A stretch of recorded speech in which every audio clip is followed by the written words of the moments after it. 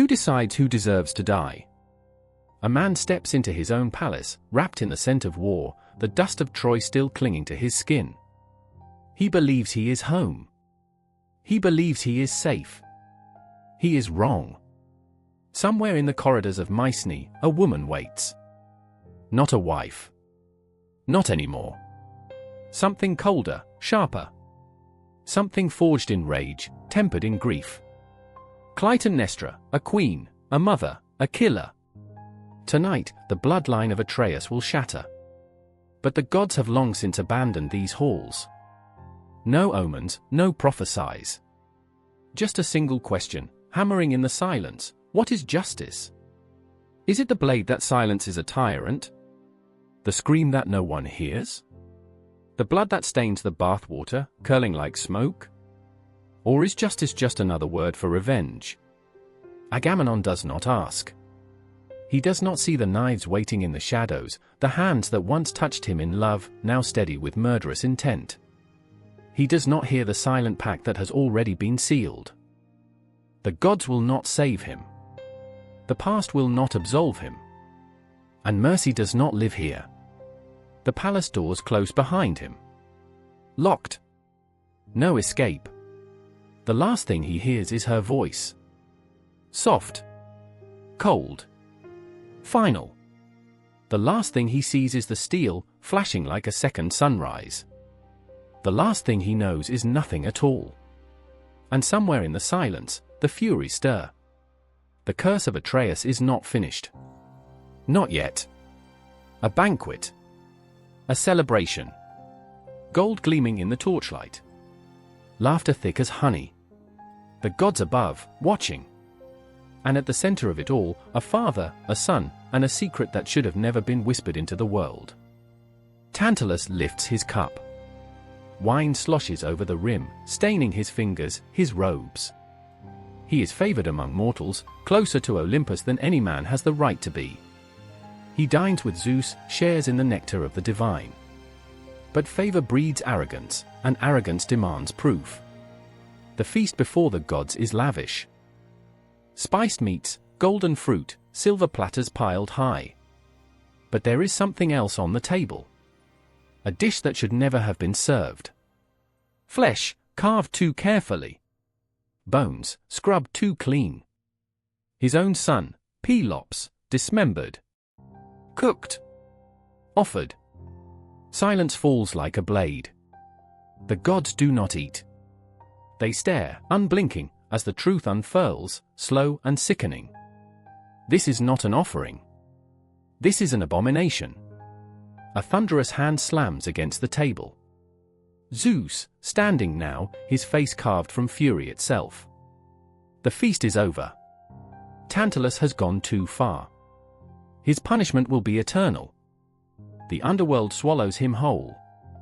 A lake, clear and taunting, forever within reach. A tree, heavy with fruit, swaying just above his grasp. Hunger and thirst will gnaw at him for eternity, but the gods will never allow him to eat. Never allow him to drink.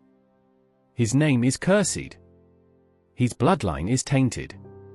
And the wrath of Olympus is not yet satisfied. Pelops, restored, whole again, but never truly untouched. The gods may have stitched his body back together, but the horror remains. It seeps into his bones, burrows into his descendants.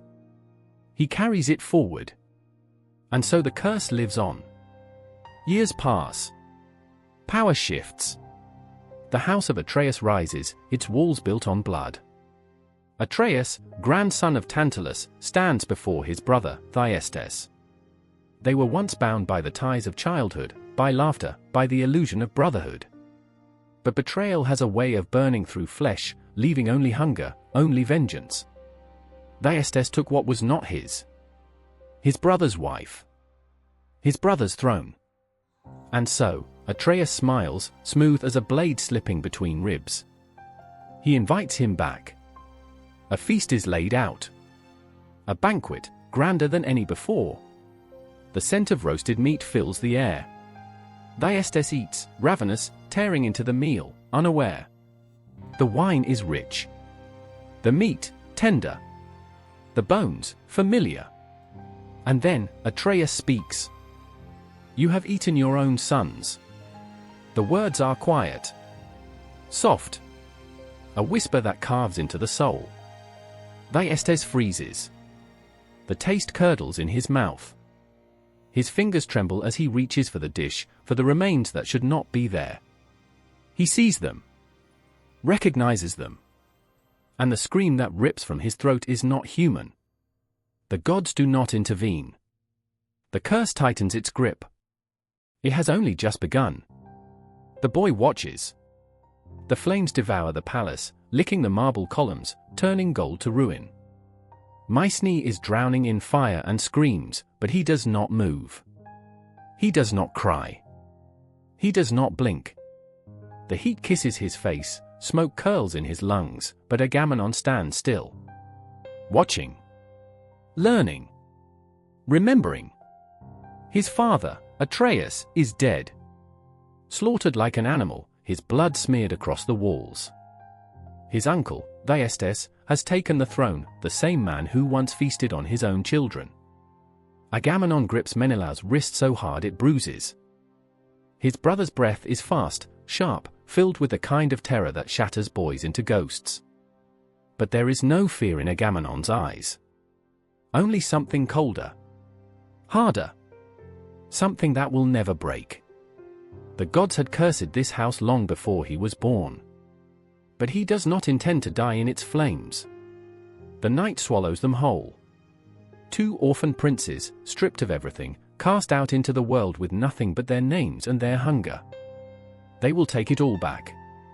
Years pass. Years of exile, of waiting, of sharpening themselves into blades. In Sparta, they are no longer princes, only shadows in the court of King Tyndareus. But Agamemnon does not bend. He watches. He listens. He learns how power moves, how men rise, how kings fall. Menelaus still dreams of home. But Agamemnon? Agamemnon dreams of conquest. Then comes the chance. A wife, a throne, a future carved in blood. Clytemnestra. The sister of Helen, her beauty is a weapon, her will a storm. But she is already married. And Agamemnon does not ask. The first time she sees him, it is through smoke. Her husband's body lies cooling at their feet, his skull split like overripe fruit. She does not scream. Does not fight. She looks at the man who just murdered the father of her child and understands, this is the man she will spend the rest of her life hating. Mycenae is his. The throne, reclaimed. The blood on his hands, already drying. The curse of his ancestors, whispering at his back. But Agamemnon does not care. The gods can watch.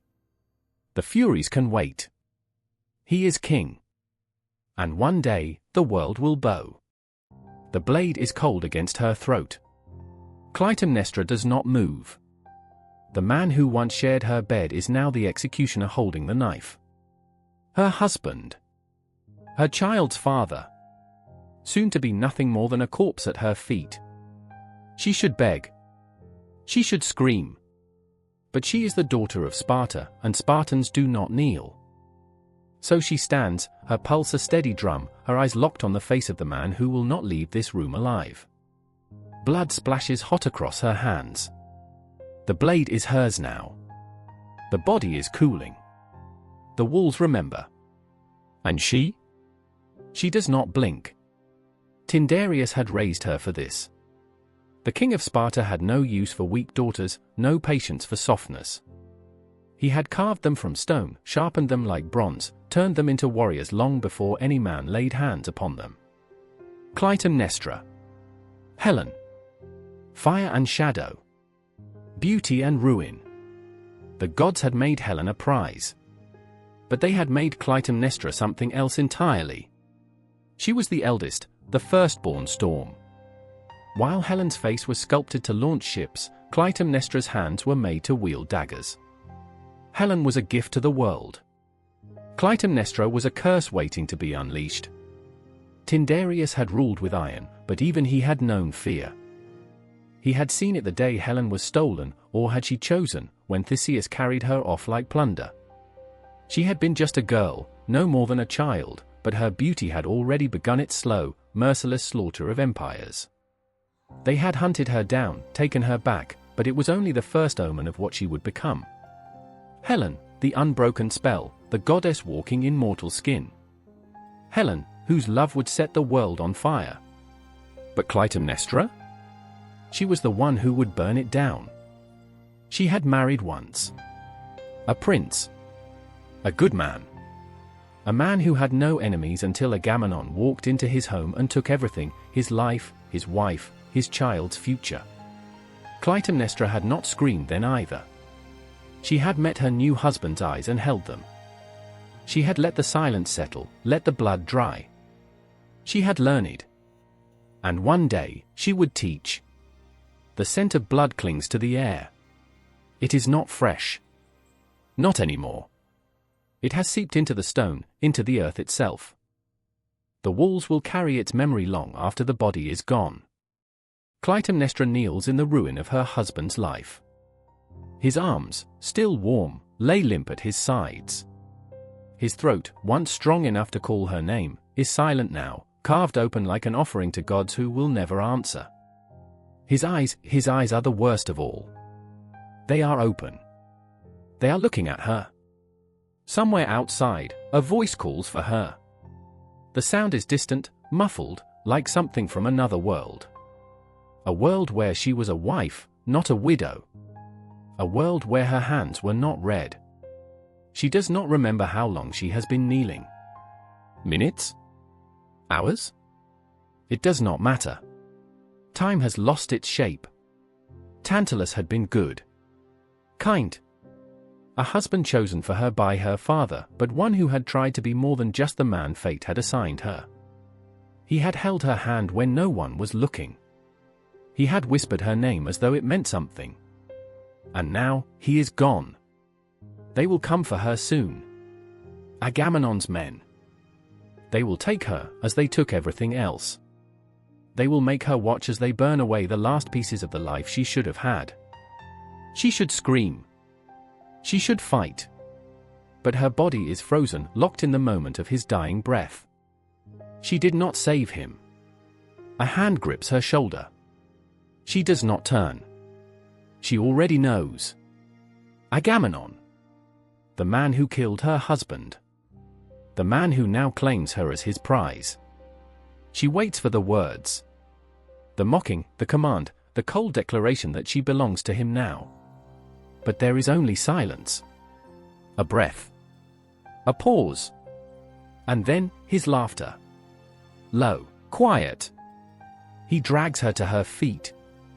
And as she stares into his face, she does not see a king. She does not see a warrior. She sees a dead man walking. The screams had long since stopped. The blood was still fresh. It clung to the stones, thick and shining in the firelight. The walls bore the evidence of the struggle, smeared handprints, dark splatters, the outline of a body where it had slammed against the cold, unyielding floor. The air reeked of iron, of sweat, of the final, gasping breath of a man who had tried to fight but never stood a chance. Tantalus lay broken. His body was twisted at an unnatural angle, the ruin of his throat a gaping wound that no longer bled. His eyes, once full of love, of life, of her, stared sightlessly at the ceiling. He had been a prince. He had been her husband. Now, he was nothing. Clytemnestra could not move. The world had folded in on itself, shrinking to the four walls of their chamber, to the dying embers in the hearth, to the man who stood before her, his sword still dripping red. Agamemnon. The name burned against her tongue, but she would not speak it. Would not give it weight. He was watching her, measuring her, like a lion circling its wounded prey. There was something in his eyes that made her skin crawl, not rage, not cruelty, but satisfaction. This was not the heat of battle, not the chaos of war. This was calculated. Personal. He had not simply killed Tantalus. He had taken him from her. His lips parted. The voice that filled the space between them was steady, cold. You are mine now." The words did not land like a command. They landed like a prophecy. She felt it then, the weight of her fate pressing down on her, crushing, suffocating. Her hands clenched into fists, nails biting into her palms until the pain anchored her to her own body. She was the daughter of Tyndareus, a queen by blood, a warrior's child. But in that moment, she was nothing more than a prize, a woman stripped of her life, her choice, her soul. He reached for her. She did not flinch. She did not cry. But as his fingers closed around her wrist, she made a promise to the gods, to the dead, to the blood soaking into the stones beneath her feet. One day, he would pay. One day, she would carve his fate into the very bones of the earth. The first cry shattered the silence. Clytemnestra lay drenched in sweat, her body trembling, her breath ragged. The air inside the chamber was thick with the scent of blood and something raw, life, death, fate twisting itself into a new form. A midwife bent over the newborn, her hands slick, her lips murmuring prayers to gods that had long since stopped listening. Iphigenia. A girl. Her girl. Clytemnestra reached for her, but the child was already being lifted away, cradled in the arms of another. Agamemnon. He stood in the flickering torchlight, his shadow stretching long across the stone floor, swallowing everything. His fingers brushed against the infant's face, not with tenderness, not with love, but with ownership. He turned. Their eyes met. No words were spoken, but she knew. This child was his. Like she was. Like everything was. Years passed, but the ghost of that moment never faded. It only grew sharper, cutting deeper.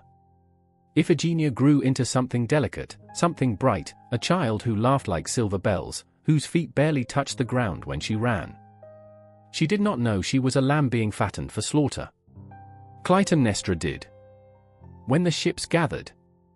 When the winds refused to blow. When Agamemnon stood before her and said her name in that voice that had stolen everything from her. Iphigenia. It should have been thunder that followed. It should have been fire. But there was only silence. The gods had demanded blood.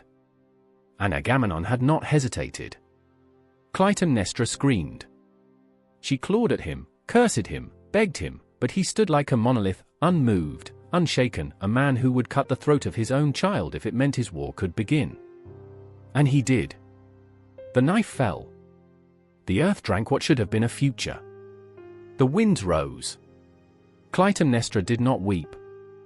The next child was born into a world already ruined.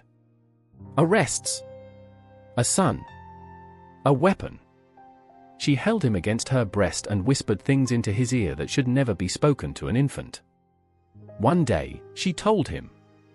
One day, you will know. Electra came next. She did not cry when she was born. She watched. Her tiny fists never unclenched, her eyes never wavered. A girl who understood too much too soon. She clung to her father's shadow. Loved him, worshipped him. Clytemnestra saw it, felt it like a knife lodged between her ribs. The child did not know that love would become chains. And then there was Chrysosthemis. Quiet. Unassuming. A girl who saw the storm and chose to stand away from the lightning. For children. For strands in the great weaving of fate. The gods had already decided. The blood was not finished spilling. The sun rose over Mycenae like a blade drawn from its sheath, hard, hot, and unforgiving. It didn't shine. It scorched. The golden walls glittered like the teeth of a hungry beast, watching the land below with ancient, unblinking eyes. On the battlements, men stood frozen in place, not from fear, but discipline. No one spoke. No one dared break the silence that came before the king appeared. And then the sound, hooves against stone. Steady. Ruthless. Final. Agamemnon. He rode through the gates like a curse whispered in bronze. Cloak heavy with dust, armor blackened with conquests, eyes colder than the mountain peaks of Thessaly. His face was carved from war and waiting. A face the gods might fear if they remembered what fear was. Behind him came the standard bearers, sunbursts, lions, thunderbolts. Not symbols. Warnings. Each banner held the weight of a city broken beneath his heel. He didn't speak, not at first. He didn't need to. His silence ruled them. His silence was law. The people bowed. Not from love. Not even loyalty. From survival. In the halls of Mycenae, the stone walls whispered. Not with wind. With memory. Screams, prayers, oaths broken in blood. The floor trembled beneath every step he took. It wasn't magic. It was fear echoing through generations. He sat on his throne, not gold, not ivory, but blackwood scorched by lightning. A relic of power. Of death. One by one, the messengers came. From Sparta, from Argos, from Thebes, from Corinth. Each bearing tribute, wine, oxen, gold, women, soldiers. Each with their heads bowed low enough to taste the dust. Not one looked him in the eye. They called it peace. But it was peace held hostage in a clenched fist. And Agamemnon's fist was closing. He took no pleasure in it. That was the worst part. There was no grin, no boast, no madness behind the eyes. Only purpose. Cold, exact, unrelenting. He didn't want their worship. He wanted their obedience. When he walked through the palace, servants scrambled to vanish. They knew better than to be seen. When he called for commanders, they came armored, not for ceremony, but because at any moment, a war could be born in his voice. His wife watched from the shadows. Clytemnestra. Once a queen. Now a blade tucked behind velvet curtains. Her eyes traced his every move like a predator studying the wind. She didn't speak. She listened. She measured the cracks forming beneath the marble. Because even marble breaks. Outside the palace, the forges screamed. Bronze hissed in fire, hammers rang like war drums. Mycenae was not sleeping. It was sharpening. Boys too young to shave were trained in phalanx formation. Farmers were taught how to twist spears into flesh. Smiths wept into their anvils from exhaustion, but never stopped. They had seen what happened to those who failed him. One by one, the Greek kings bent. Not out of respect. Out of terror. Out of prophecy. Because Agamemnon didn't need to ask for fealty. He only needed to look. And Mycenae, that cursed, golden beast of a city, grew fat on the fear of others. Feasts were held, yes. Goblets raised. But the laughter never reached anyone's eyes. It was not joy. It was relief. Relief that they had survived one more day under his rule. His generals whispered of expansion. Of new lands. Of a single throne over all Greece. But Agamemnon didn't need whispers. He already knew. And then came Helen. The stolen flame. The crack in the ice. His brother's voice trembled with shame, with fury, with desperation. Menelaus begged, not as a king, but as blood. Agamemnon said nothing. He stood at the edge of the citadel, wind howling around him like some invisible beast. His hands rested on the stone ledge, knuckles white, teeth clenched. No one dared approach. Not even his guards. He stood there until dusk, unmoving. And when he turned, his decision already written into the bones of the earth, the war had begun. Not with a sword drawn. Not with a cry. But with a breath. Sharp. Final. Ominous. And Mycenae, golden and monstrous, roared to life. The torches had long burned out. The palace of Sparta slept in a silence too thick to trust. Not the quiet of peace. The quiet before something ancient stirs from the dust. A stillness so sharp it could cut the breath from your lungs. Even the gods must have held their tongues that night. She stood at the threshold barefoot, the hem of her gown brushing the cold stone floor like a whisper of betrayal. Helen. too beautiful to belong to this world. Too tragic to survive it.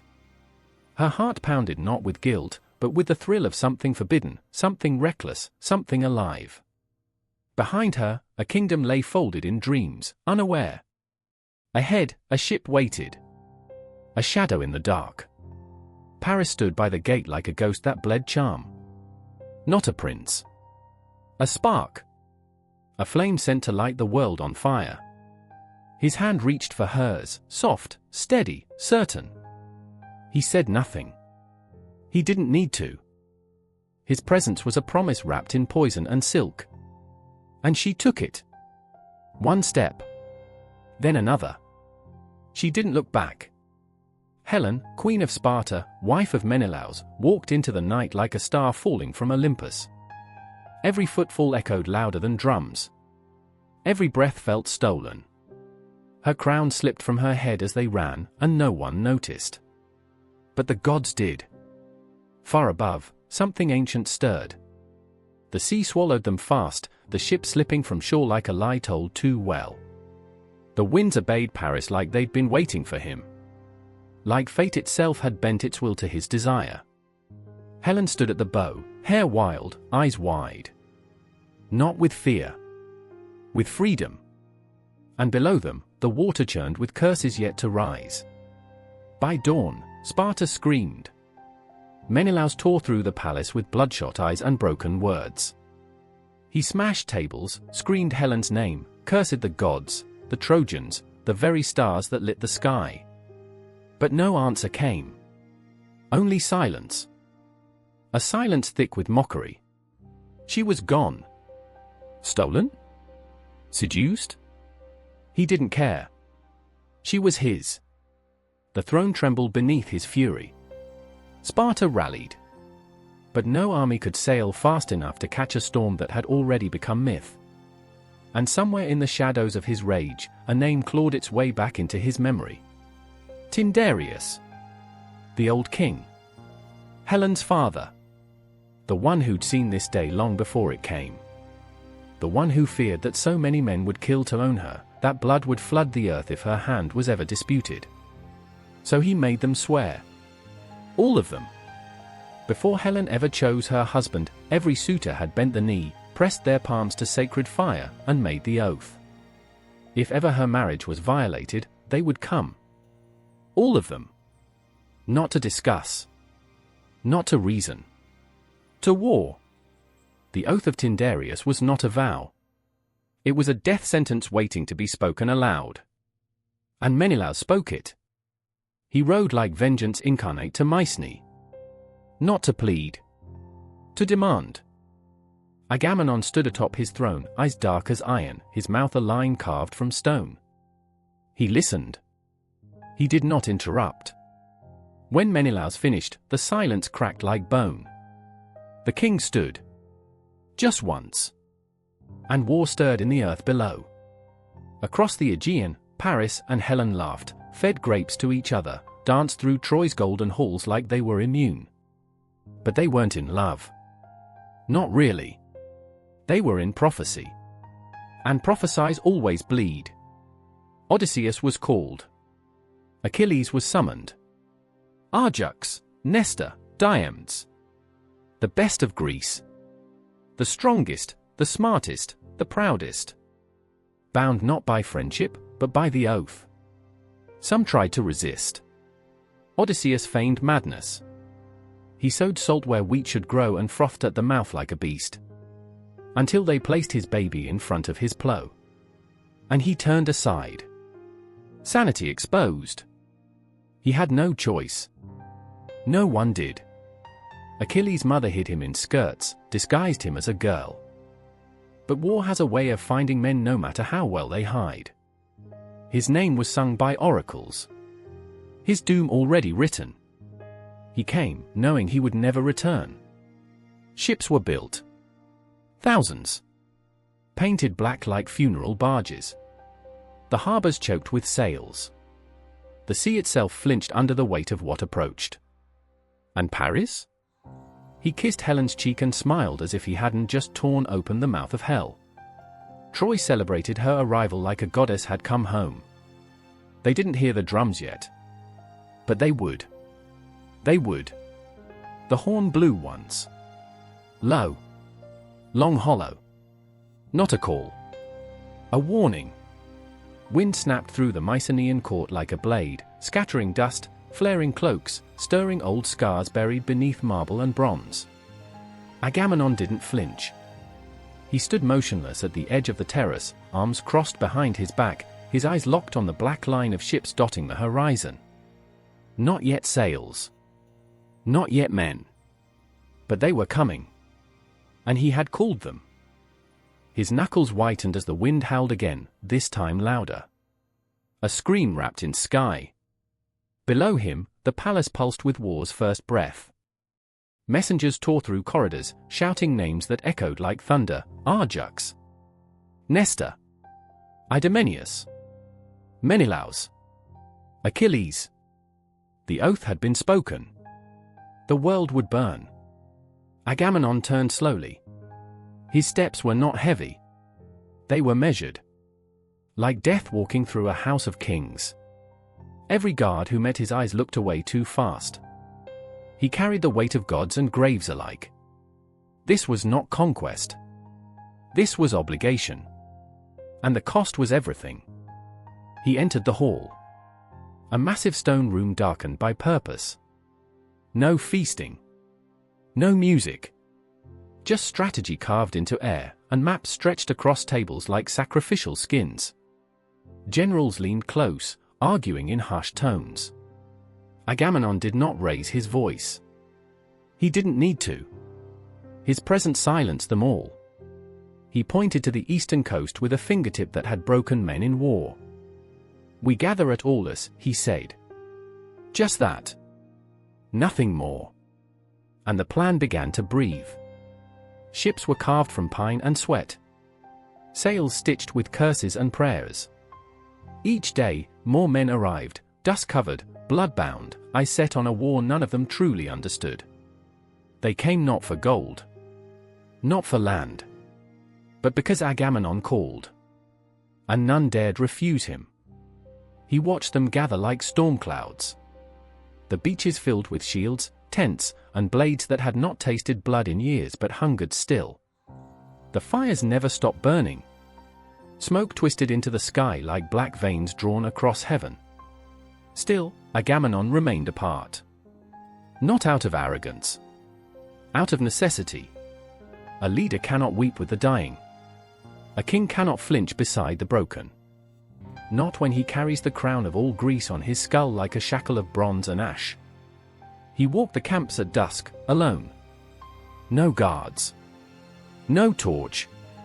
Just silence trailing him like a wolf. Soldiers whispered as he passed. Some feared him.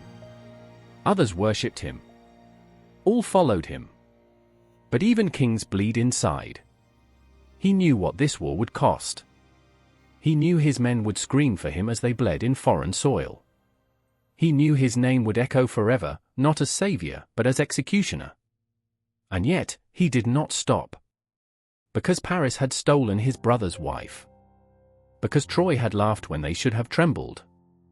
Because the oath bound them all, and he was the hand that held the chain. And because pride cuts sharper than any blade. One night, as the moon sagged low, the wind changed. A stillness crept in.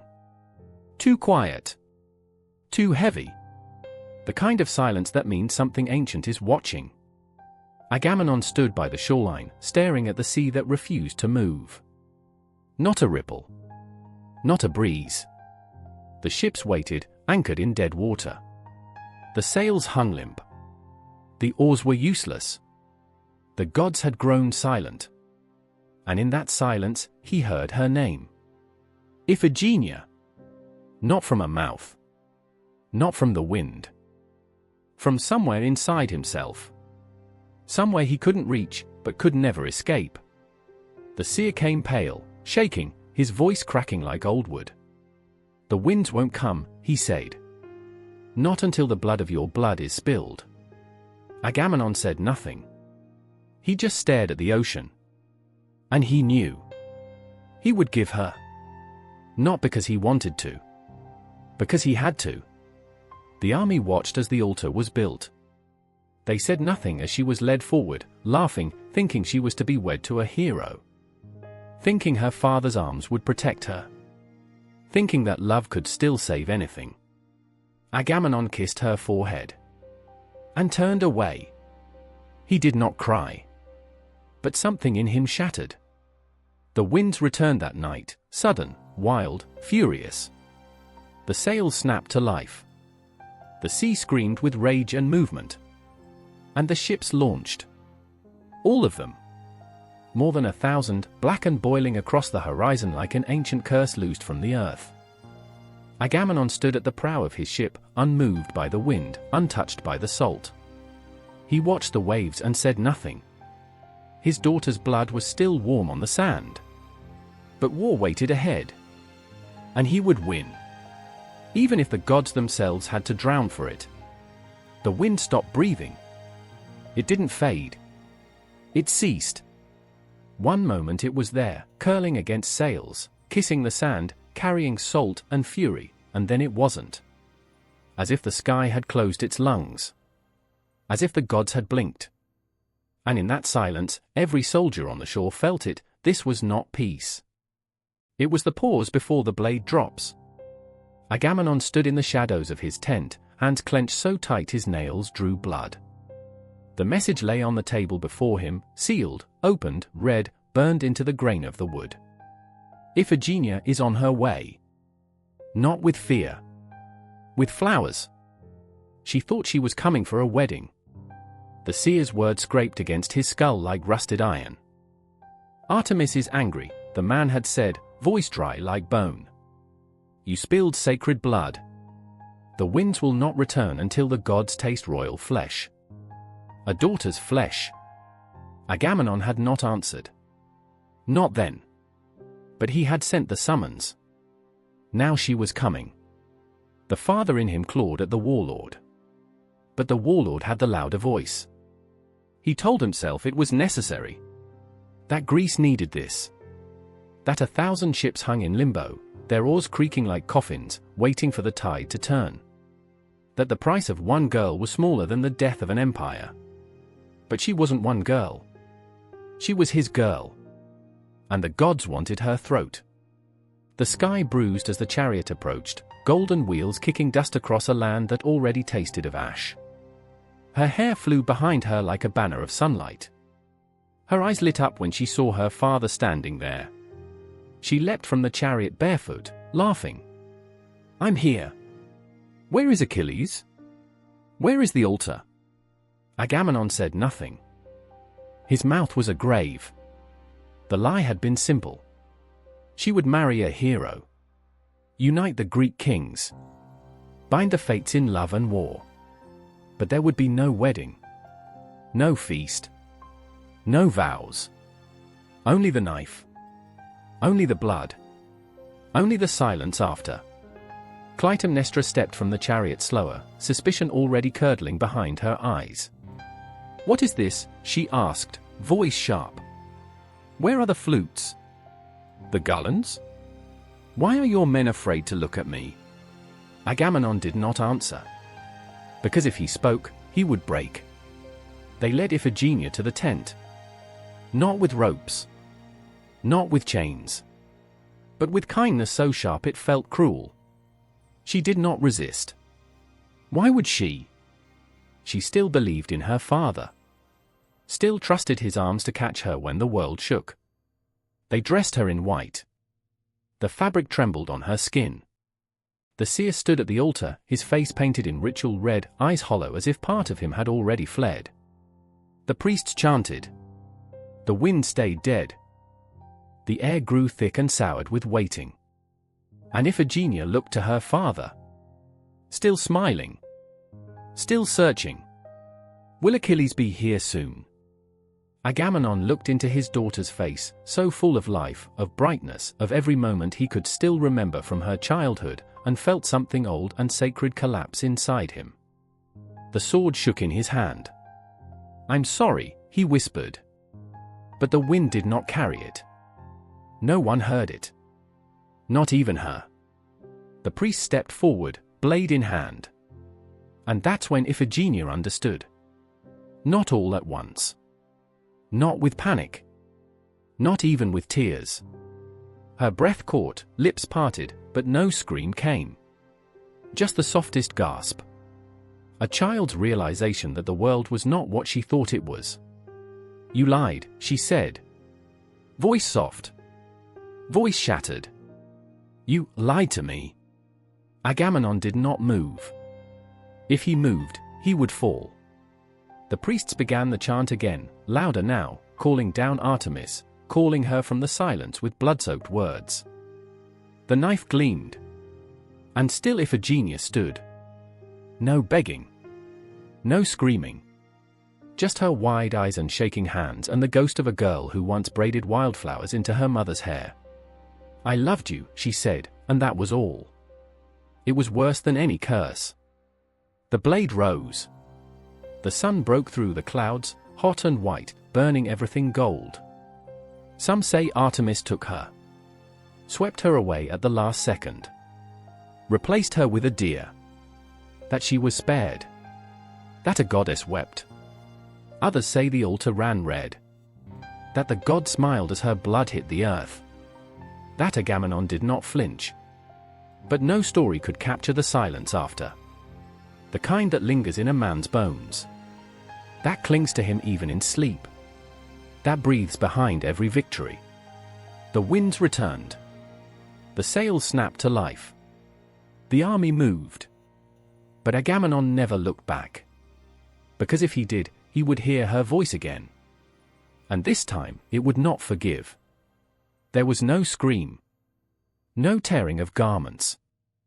No wail to shatter the sky. Not at first. Clytemnestra stood in the dust, her daughter's absence howling louder than any wind. Her arms hung at her sides, useless now.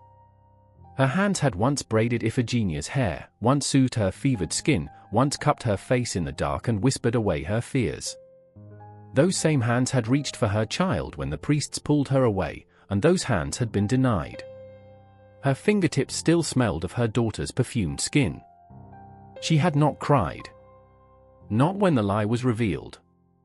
Not when the altar was built. Not when the blood, if it was blood, sank into the earth and fed the gods' hunger. But now, in the emptiness left behind, the silence began to bite. It gnawed at her bones, crawled beneath her skin, peeled her ribs apart one by one. Not a silence of peace, but a silence after. After innocence. After betrayal. After a mother had watched her child taken, not by war, not by sickness, but by the man who once kissed her belly when it carried life.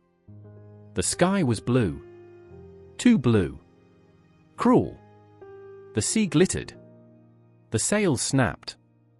The army marched.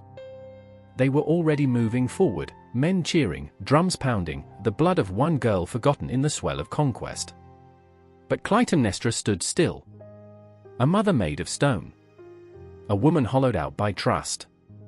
They had told her to accept it. That it was a gift. A noble death. That the gods required it. That Agamemnon had no choice. But she knew. She knew the sound her husband made when he lied. Knew the twitch in his jaw. The way he avoided her eyes. The way he kissed Iphigenia's head that morning and lingered just 1 second too long. He had decided. He had chosen the winds over her womb. He had chosen glory over family. He had chosen war. And so something in her died. Not with screams. With silence that curdled into steel. She returned to the palace, but she was not the same woman who had left it. The halls echoed differently now. The laughter of servants mocked her. The smell of bread made her sick. Every cradle, every soft lace slipper, every child's giggle was a wound. Her people whispered. Some pitied her. Some feared her. All of them saw the shift, the way she moved without sound, the way her hands clutched at invisible threads in the air as if trying to hold something already gone. Her bed stayed cold. Her voice stayed quiet.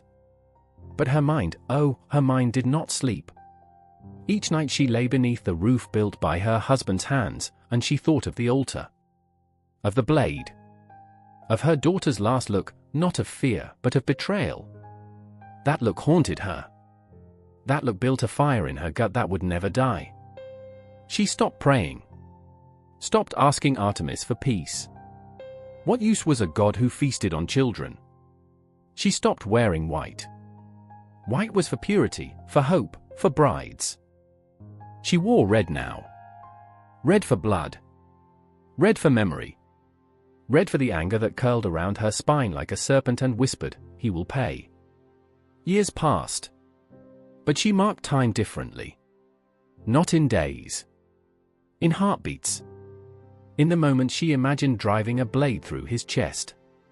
She married again, not for love. For position. For power. Aegis thus watched her with a hunter's gaze, but she let him believe what he wanted. She needed someone with a blade and a grudge. Someone who would follow her into hell if she asked.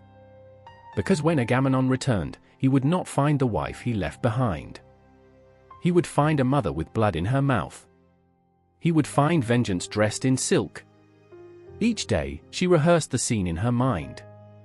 The moment the doors would open. The moment his shadow would fall across the floor. The moment he would step into his home, triumphant from Troy, smiling like a king, and she would greet him. Not with kisses. With silence. With a robe too heavy to carry. With a blade hidden in the folds. With a heart carved from the memory of her child's last breath. She would walk him to the bath. She would feed him wine. She would let him speak of victory, of gods, of heroes. And then, when he was bare, when he was warm, when the scent of lavender masked the death coming, she would strike. Not once. Not quick. Until her rage was quiet. Until Iphigenia could sleep. Until the gods remembered what they had taken. And when the blood touched her hands, she would not weep. She had wept already. Years ago. On the shore. Now, there was only the echo of her daughter's voice. And the oath she had made beneath her breath the moment the blade fell. Not all sacrifices are forgotten. Some come back. Through their mothers. Through fire. Through vengeance. And she would make sure the world remembered her name. The tent flap snapped open with the force of a storm, and in stepped a man carved from rage. Achilles. His fists were clenched, the veins in his forearms thick as ropes. His eyes? They were not eyes. They were twin furnaces, burning through every living soul in the war camp. The dust at his heels hadn't even settled before men scrambled out of his path. Some whispered prayers. Others just held their breath. But Agamemnon didn't flinch. Not yet. He sat on a throne fashioned from spoils, his armor polished too bright, too proud for the blood it cost. His chin tilted high, but his fingers curled slightly, tight enough to betray the storm inside. Then came the silence. That thick, suffocating silence. And in that breathless pause, the entire war trembled. You took her. Achilles' voice, low and heavy, dragged like chains across the ground. Agamemnon met his stare, refusing to look away. I am king. I take what is owed. Those words cracked something open. Achilles didn't move. Not yet. But something in the air shifted. It was colder. Harder. Like the gods themselves had stopped breathing to watch what came next. She was mine. Achilles' voice didn't rise, it didn't have to. Every syllable was a hammer. You shamed me before the army. You spat in my face and expect me to bleed for you. She was a war prize, Agamemnon hissed. You forget your place. The flap rustled again. Soldiers hovered, torn between duty and terror. No one wanted to stand between these two. No one wanted to speak. Then Achilles stepped forward. One step. Enough to make the torches flicker. You slaughtered your own daughter, he said, not loud, but loud enough. For wind. For a ship to sail. For a war that feeds your pride and drowns us all. Agamemnon's lips thinned. This is war. There are costs. And now you want me to kill for you. The room boiled with tension. Spears stood idle at the entrance. The guards' knuckles whitened around their hilts. Achilles leaned in, eyes boring into the king's skull. I will not fight. Not for you. Not for your throne. Let Troy burn or stand. I will watch it all from the shore. Agamemnon stood, finally. The clatter of his armor echoed like thunder in the tent. His voice came sharp. You would abandon your brothers. I fight for honor, Achilles spat. Not for thieves who call themselves kings. And then, he was gone. Just like that. Ripping the silence apart with every footstep as he walked out into the night. The war shifted that day. Men spoke in whispers, voices cracked with fear. Without Achilles, their might was crippled. The Myrmidons would not march. The spear of Greece had been snapped at its shaft, and the tip buried in the heart of Agamemnon's pride. The days that followed bled slowly. Troy's walls mocked them from afar, strong and untouched. Patroclus watched Achilles pace like a caged lion, refusing food, ignoring counsel. His fury simmered like oil over flame, ready to ignite at the slightest spark. Agamemnon feasted. But he chewed like a man who couldn't swallow. He laughed too loudly. He drank too much. He slept too little. Because Achilles had humiliated him. Because the camp feared one man more than they loved their king. Then came the death. Patroclus. Achilles' closest breath, the only tether holding his rage. Gone. Slain by Hector. And when the news reached Achilles, the sky itself darkened. He fell to his knees in the dust, and the scream he gave was not human. It shattered birds from the sky. It made men weep. He clawed at the dirt. Tore his garments. Smeared ashes across his chest. The grief wasn't grief. It was wrath, raw and uncontainable. Agamemnon heard it from his tent and did not speak. Because he knew. This was no longer a war of kings. It was a storm. And its name was Achilles. He returned not with fanfare, but with silence. A silence that bled into the tents, that made even the gods lean closer. His armor, newly forged, gleamed like a second sun. His spear was death. His shield, colossal, cursed, divine. No words passed between him and Agamemnon when he walked into the tent again. Only a nod. And a look that said, "This is not for you." The next day, Hector died. Achilles dragged his body through the dirt, circling the gates of Troy again and again, his fury not sated, his soul still screaming. The Prince of Troy, broken. Achilles, unstoppable. Agamemnon watched from the hill. The Greek banners whipped in the wind. The men roared. But he stayed silent. Because he saw now what he truly was. Not a king. Not a god's chosen. Just a man in a crown made heavier by every life it crushed. Achilles had stolen his war. Had stolen the hearts of men. And when the sun set on that blood-soaked plain, Agamemnon was left in shadow, not by the enemy's hand, but by the wrath of a soldier he had dared to challenge. The war raged on. But something sacred had already snapped. The sound of dripping blood echoed through the marble halls of Mycenae. It wasn't real, yet. But she heard it. Each drop a memory. Each stain a promise. It fell from no ceiling, no wound. It dripped from the silence. From the spaces where her daughter's laughter used to live. Where love had once been. Clytemnestra stood at the edge of her bed, her hand clenched around the carved post, her nails digging into the wood. The moonlight spilled in, pale and silent, casting her shadow long and jagged on the floor. Her robe was white. But inside, she burned black. Iphigenia. Her name haunted the walls, her footsteps never returned.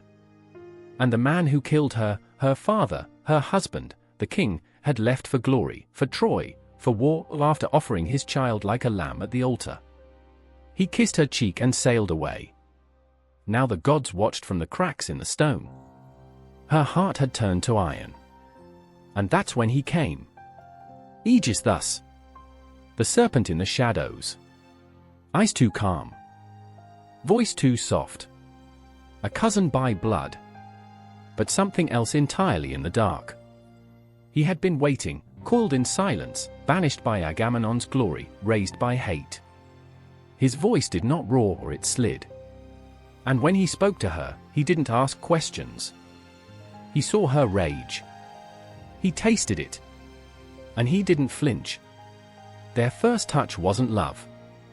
It was fire meeting oil. It happened in the empty corridor between the throne room and the private chambers, when the guards had turned their heads and the servants had forgotten to breathe. His hand brushed hers, barely. And everything inside her cracked. It wasn't gentle. It wasn't sweet. It was desperate, clawing, electric. The kind of touch that says, I see what you hide.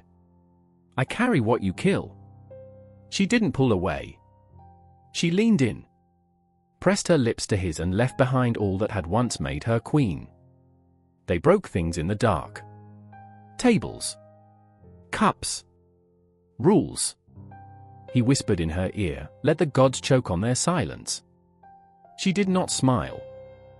She smiled later when they sat by the fire and whispered plans not meant for daylight. You will not be alone when he returns, Aegis thus said, staring into the flames. But he must return to something soft. Something that does not bleed until it's too late. Clytemnestra looked down at her hands. So still. So quiet. I want him to suffer. Then we must be patient. And they were. For 10 years. She wore her grief like a crown. Spoke to the people with a voice that never cracked. Walked through the palace with eyes that gave nothing away. And when word came of Troy's fall, she ordered the servants to prepare the palace. Clean every mirror. Lay out fresh tapestries. Light incense so sweet it would hide the rot. Agamemnon was returning. With another woman. A priestess. A gift. A spoil. A thing. Cassandra. Eyes wild. Lips sealed. A prophet cursed to speak truths no one believed. When she stepped from the chariot, Cassandra froze. Mycenae's towers loomed like sharpened teeth. The winds hissed through the stones. She turned her head, and her eyes locked with Clytemnestra's. There was no greeting. No welcome. Only silence. And in that silence, something ancient shifted. Cassandra saw it. The red thread tied to fate's spindle. She opened her mouth to scream, to warn, to beg. But the curse choked her voice. The people called it madness. Clytemnestra called it prophecy. That night, the king bathed. He stripped away 10 years of blood, salt, and sweat. Let the servants anoint him. Let his muscles melt into the steam. Let his guard fall, bone by bone. He called for her. She came. Not dressed in mourning. Not armored in rage. She came soft. Languid. A woman, not a queen. She knelt beside the bath, poured oil on his shoulders, massaged his flesh with the same hands that had once cradled his daughter's head. Agamemnon sighed, eyes closed. Everything has come home, he murmured. She leaned closer, lips near his ear. Yes, she whispered. And then came the blade. Not once. Again. Again. It wasn't swift.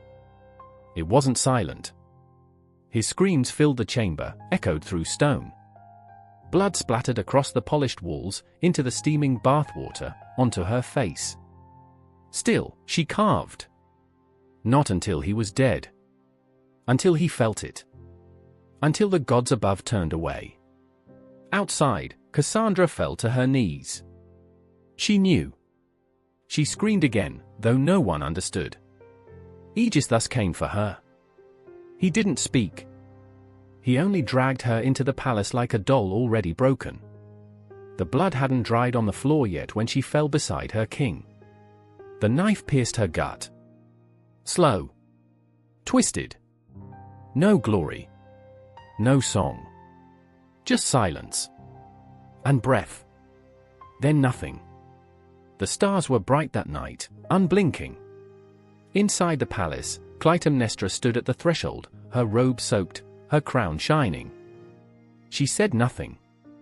She simply looked up at the heavens and waited. For thunder. For judgment. But only silence answered. The wooden horse stood still in the night, silent, watching, hollow. Its belly brimmed with men who did not breathe. Not a whisper. Not a twitch. Troy slept. Its walls, once kissed by gods and invincible by men, now stood blind and proud, unaware of the curse they had welcomed inside. A child cried in the distance. A dog barked. And then the silence cracked. One by one, the Greeks spilled from the wooden beast like shadows sliding across the stone. They didn't speak. They moved like death itself, smooth, practiced, ruthless. Swords drawn. Hearts locked. Eyes wild. Blood was the first sound to speak. Not words. Just blood. The priest who had blessed the gates fell before he could scream. The guards above, stabbed in their throats before they could lift their horns. Women pulled from beds. Infants crushed beneath boots. Houses set ablaze not for war, but for pleasure. And through the chaos walked Agamemnon. A golden lion, cloaked in death and dust, his armor reflecting the red light of burning homes. Troy collapsed around him, yet he moved like the flames made way. His eyes weren't wide with triumph. They were cold. Empty. As if he'd traded his soul for this moment long ago. He had won. The city of Priam was broken. Hector was ash. Paris was silence. And yet, he didn't smile. Because victory tastes strange when the gods have stopped watching. He entered the palace. Stepped over corpses. Pushed past smoke. And there, curled like a dream gone wrong, was her. Cassandra. The mad prophet. The cursed beauty. Her hair tangled with ash, her lips cracked from prayers never heard. She saw him and flinched. Not out of fear. But recognition. She had seen him before. In her visions. Standing in shadow. Blood on his hands. Crown on his brow. And doom licking at his heels. He offered his hand. She didn't take it. So he grabbed her by the arm and pulled her to her feet. His voice was steel. You belong to me now. She laughed. That laugh could have split stone. Not because it was joyful, but because it was broken. The Greeks cheered outside. Fires roared higher. The walls moaned. The gods were silent. And still she laughed. She didn't scream when they dragged her through the streets. She didn't cry when they stripped her of her priestess robes and wrapped her in a slave's veil. She didn't tremble when Agamemnon claimed her as his prize, his spoil, his shadow. But her eyes never stopped screaming. Even when the ship set sail. Even when the winds pushed them home. Even when the salt wind whipped her cheeks and the ocean sang of homecoming. Cassandra stood at the bow, her hands clutched around the wooden rail, her knuckles white. Her lips moved in silent warning. Again and again. They don't see it, she muttered. They never do. Not until the knife. Agamemnon stood behind her, the wind teasing his crimson cloak, the scent of victory clinging to him like perfume. He watched her with something between hunger and hatred. You should be grateful, he said, his voice like cracked stone. You live. She turned, slow and still, and met his gaze. Not for long. The voyage home was cursed. Storms without rain. Winds that changed their mind mid-breath. Stars that vanished from the sky for nights on end. One sailor threw himself into the sea, swearing he saw Helen riding the waves with no eyes. Another slit his throat in the cargo hold and used his own blood to draw a warning on the floor, "She brings ruin." But they pressed on. And Mycenae appeared, golden and cold, like a crown carved from bone. Cassandra's knees buckled when she saw it. Her mouth opened. Her voice rose in an ancient tongue. One the sailors did not understand, but it made their skin crawl. She saw the shadow before it saw her. The palace. The walls. The face behind the windows. She whispered, "Death wears her face." And Agamemnon, smug and blind, held out his hand. "We are home." The chariots were prepared. Trumpets sounded. Clytemnestra stood at the gates, her robes like flowing blood, her lips curved in a smile too calm. "Welcome, my king," she said. And she kissed him. Not on the cheek. On the mouth. Slow. Lingering. Her eyes flicked to Cassandra. No words exchanged. But something passed. Cassandra's body went rigid. Her lips parted. A whisper escaped. "She knows." And the guards led her into the palace. Gold shimmered. Torches blazed. Flowers lined the halls. But the air, it was wrong. Too sweet. Too warm. Too quiet. Cassandra staggered behind, her bare feet echoing across the stones. "She will kill you," she said aloud now. "She has waited 10 years to watch your blood stain the floor." Agamemnon laughed. He didn't stop walking. She reached out, weakly, barely able to breathe. "It's not me you should fear." Still, he walked. Straight into the trap. Straight into the place where love had died and hatred had taken root.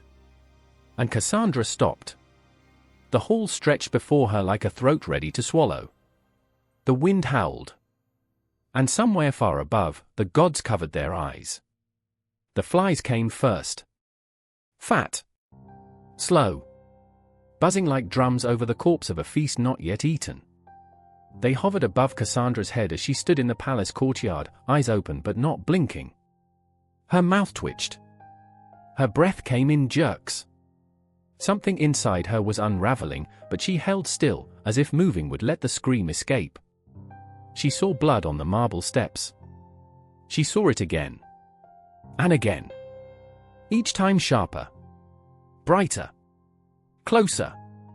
Her hands gripped the stone column beside her, nails digging into it like it could anchor her to this world. But it couldn't. Not when the god still whispered through her ears like cold fingers brushing the back of her neck.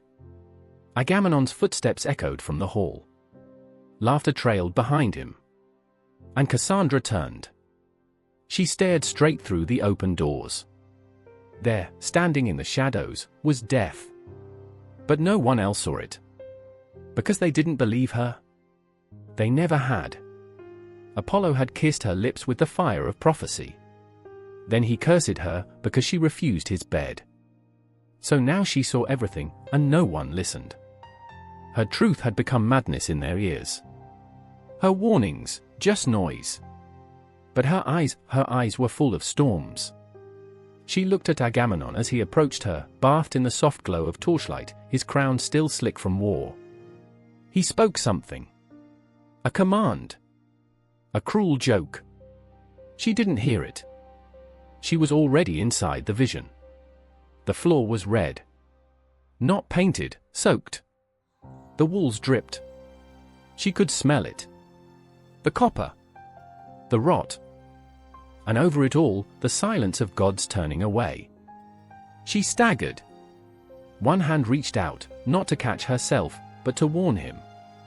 "Don't go," she whispered. Agamemnon laughed, mocking. "Still cursed, priestess." Her voice trembled now, not with fear, but fury. "She waits for you behind the curtain. Her hands hold the knife. She sings as she sharpens it." He ignored her. The guards pulled her forward. Forced her inside. And the door shut behind her like the lid of a coffin. Cassandra's breaths grew shallow. Her eyes flicked to the shadows. She saw them moving. Faces flickering in the darkness. Some she knew, her brothers, slaughtered. Her father, strangled by grief. Her city, burning. And now here. This cursed palace. These cursed stones. She spoke again, louder, her voice breaking like glass. You will not leave this place alive. The guards didn't flinch. They'd heard her before. The girl who cried death. They shoved her into the antechamber and left. The air shifted. Something cold crawled up her spine. She turned. Clytemnestra stood in the hallway, barefoot, pale, humming. Her robe was stitched with gold, her smile carved from ice. She didn't blink. She just watched Cassandra like a cat watches a fly caught in the web. And Cassandra knew. The queen had made peace with murder. She had bathed in it long before this night. Why? Cassandra asked, voice soft, almost childlike. Clytemnestra stepped closer. Her hand brushed the curtain near the threshold. Because the gods do not answer prayers, she said. So I will. She moved past her. A scent followed, lavender, wine, blood. Cassandra turned, slow, shaking. Her knees wanted to collapse. Her eyes burned. And again, the vision slammed into her. Agamemnon, arms wide, walking through the doors. A bowl of wine in his hands. Smiling. Drunk with victory. He would never see the blade. He wouldn't even feel it until it was buried in his chest. Cassandra clutched her head, the pain splitting her skull like lightning through stone. They won't believe me, she whispered. They never do. She walked forward. Each step was agony. She passed tapestries of gods she no longer prayed to. Stepped over rugs soaked in old secrets. Every hallway felt like a throat swallowing her whole. She reached the inner chamber. And there, lit by soft flame, was the bath. Water steamed. Roses floated across the surface. And Agamemnon, naked, drunk, smiling like a child who thinks the monster under the bed is just a dream. Cassandra stepped inside. Her voice cracked. She stands behind you. He didn't look. She holds the net. The knife. The hatred. Still, nothing. So she screamed. They will sing of your death for thousands of years. Silence. Then steel. Clytemnestra struck once, swift, brutal. Agamemnon gasped. The knife sank into his shoulder. He turned, eyes wide, not with pain, but betrayal. Another cut. Then another. The wine spilled. The roses turned red. And Cassandra screamed, not in fear, not in horror, but in release. Because she'd been right. She was always right. She laughed. Wild, broken, sharp enough to shatter the mirrors lining the walls. The queen turned to her. Blood dripped from her blade. Their eyes met. A long moment. Thick. Eternal.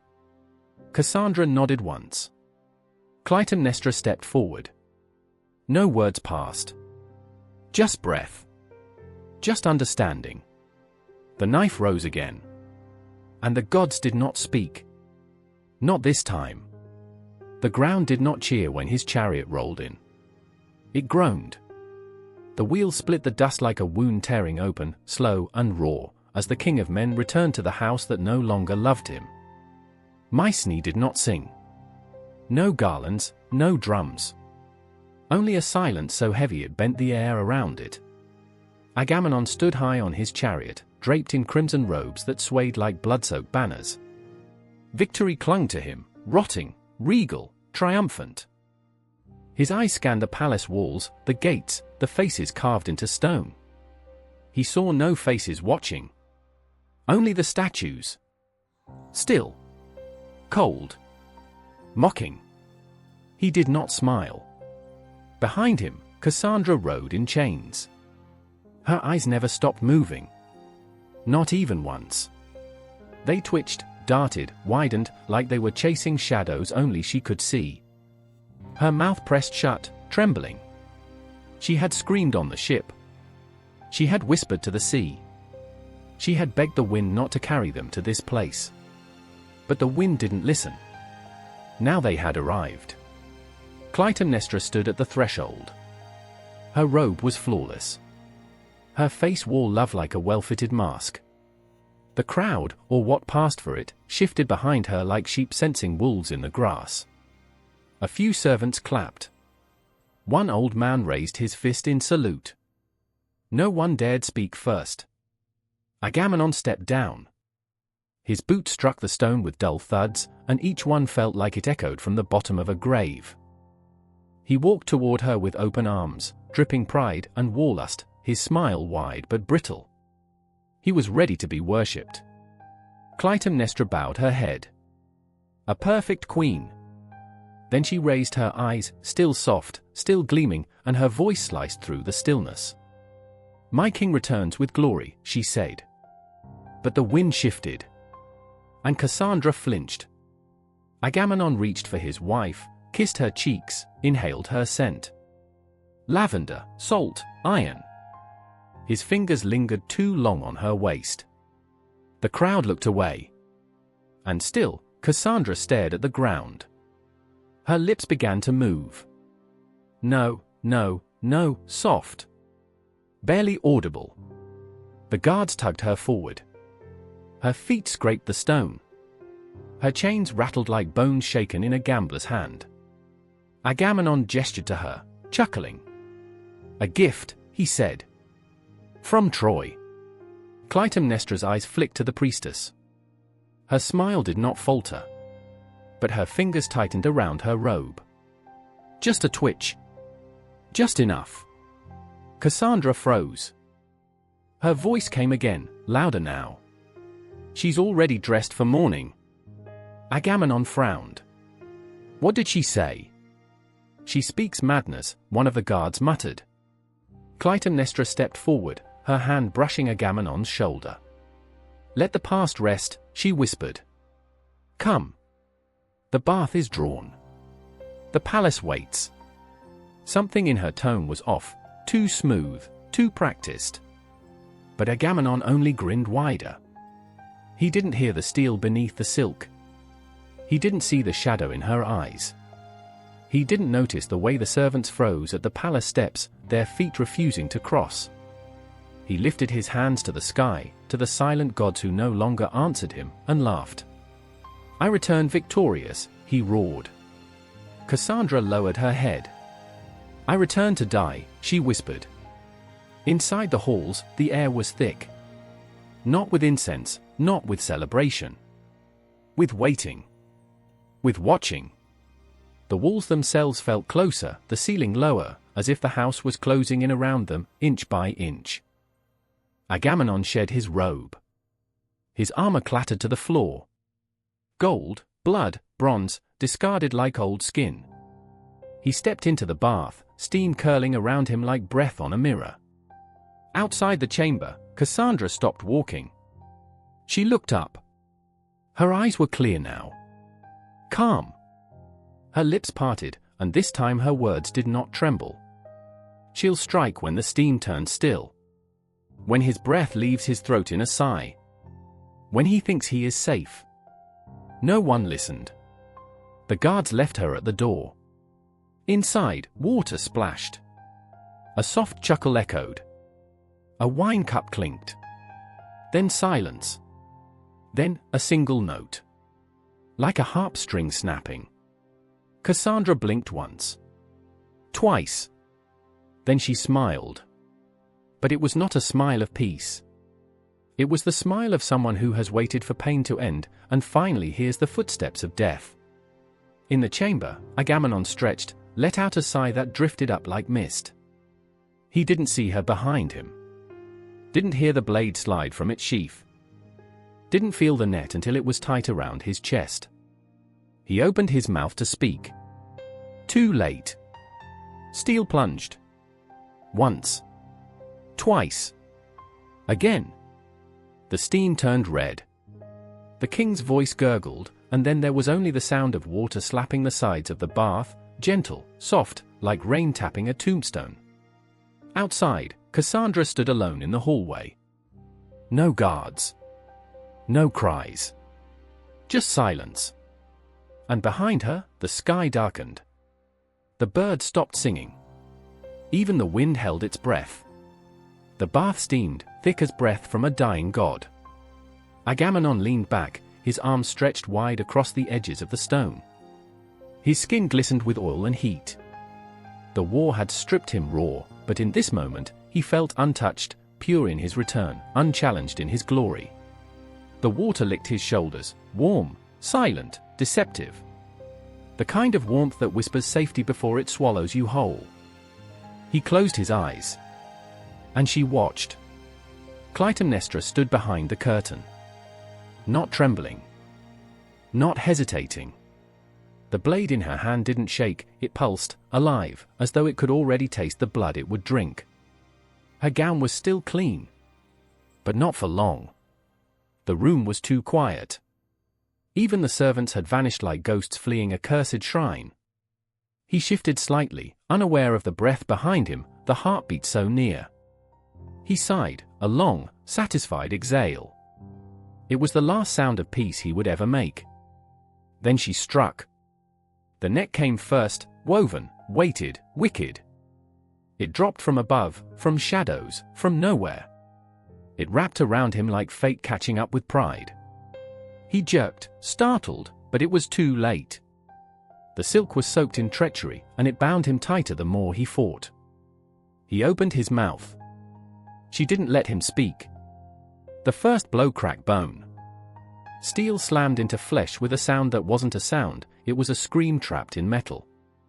Blood sprayed, bright and hot, arcing across the marble like red ribbons drawn by invisible hands. His cry tore through the room, but the walls didn't echo it. They swallowed it. The second blow hit his chest. Harder. Deeper. Personal. His body convulsed, flailing against the net, his muscles spasming with betrayal. He gasped, choking on his own heat. Water sloshed over the edge, turning crimson as it mixed with the blood pumping from his side. He looked up, and for a heartbeat, their eyes met. Hers were blank. Not cold. Not angry. Just empty. As if the woman he once loved had stepped out of her body and left only wrath behind. He tried to plead. A gurgle. That was all he managed. The third blow silenced it. Steel sank into his throat, slow and final. His mouth opened wider, but no sound came, only blood, thick and black in the steam. It poured from his lips, his nose, down his chin. It pooled in the bath like wine spilled for the dead. His body jerked once. Then twice. Then still. But she wasn't done. The blade came down again. And again. And again. She didn't count. She didn't pause. Each strike was a memory. A ghost. A child lost. A woman abandoned. A queen mocked. The marble turned slick. Her sandals soaked red. Her arms shook not with fear but with fury so old it had grown teeth. She screamed then, not words, not curses, but a sound so raw it scraped the air. It ripped through her throat like grief vomiting out rage. Her voice cracked, but she didn't stop. Steel clanged on bone. His skull split. His blood sang. Only when the water was no longer water, when it was thick and clotted, when the steam reeked of iron and sin, did she finally let the blade fall. It clanged against the stone, useless now. She stood over what remained. Agamemnon's head lolled back, mouth agape, eyes glassed over and wide. His body, draped in the net, looked like a puppet with its strings cut. Limbs floated lifeless. Skin flayed open. His heart, if it still existed, had long since stopped beating. Clytemnestra staggered back. Not in horror. In release. Her hands, soaked in his blood, trembled now. Not with weakness. But with the weight of justice finally delivered. Behind her, the curtain fluttered. Cassandra stepped in. She did not scream. She did not weep.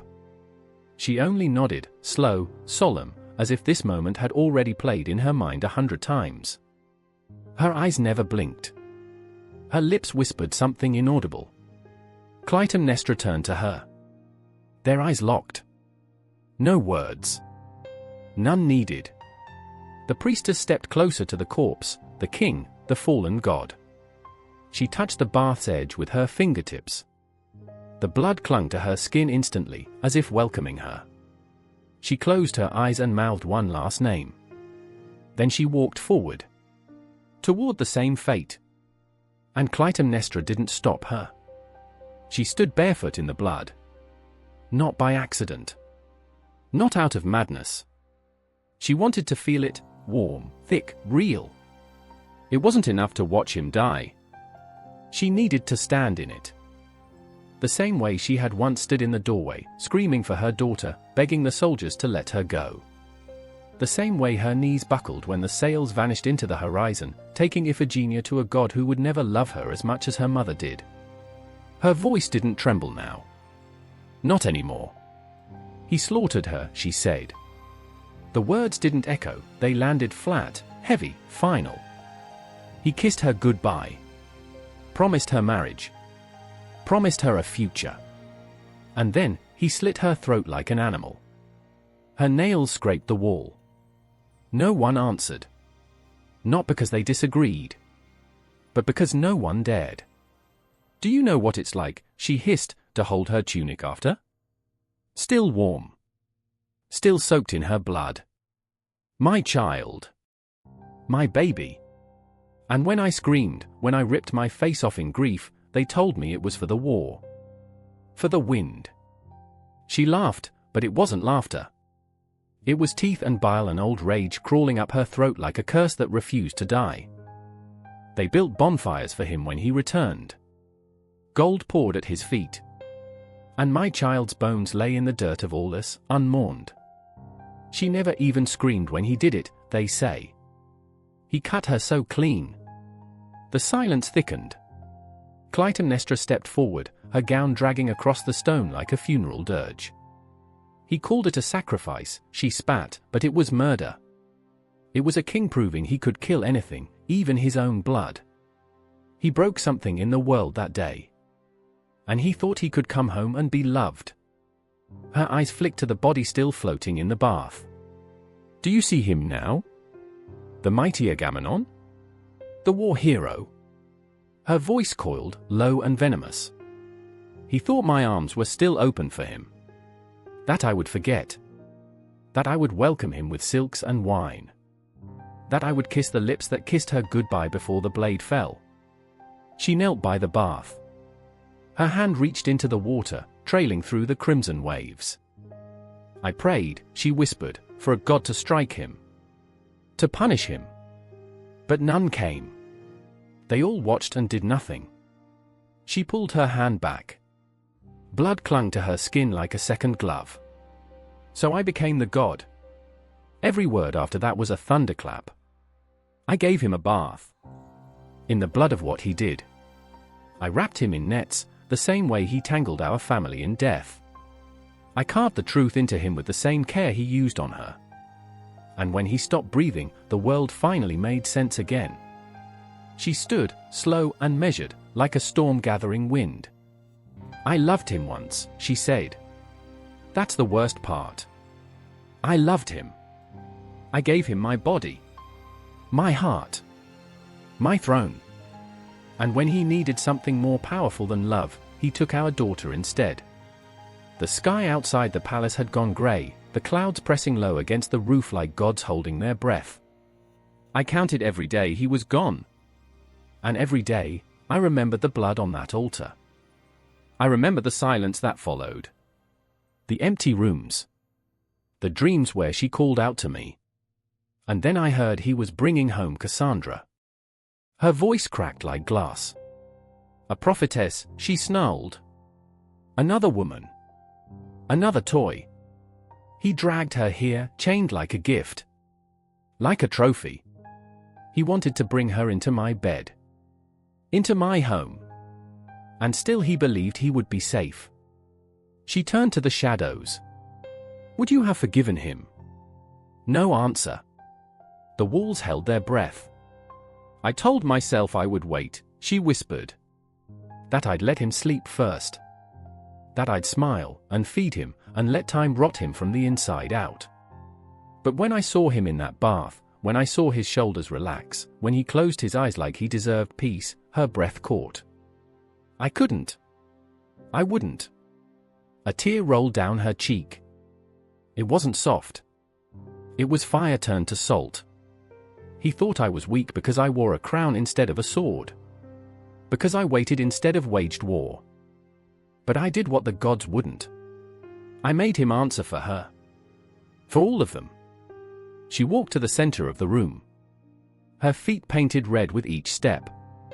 Let the world call me monster, she said. Let them spit my name like poison. I earned it. The wind pushed against the doors. She didn't flinch. I didn't kill a man tonight.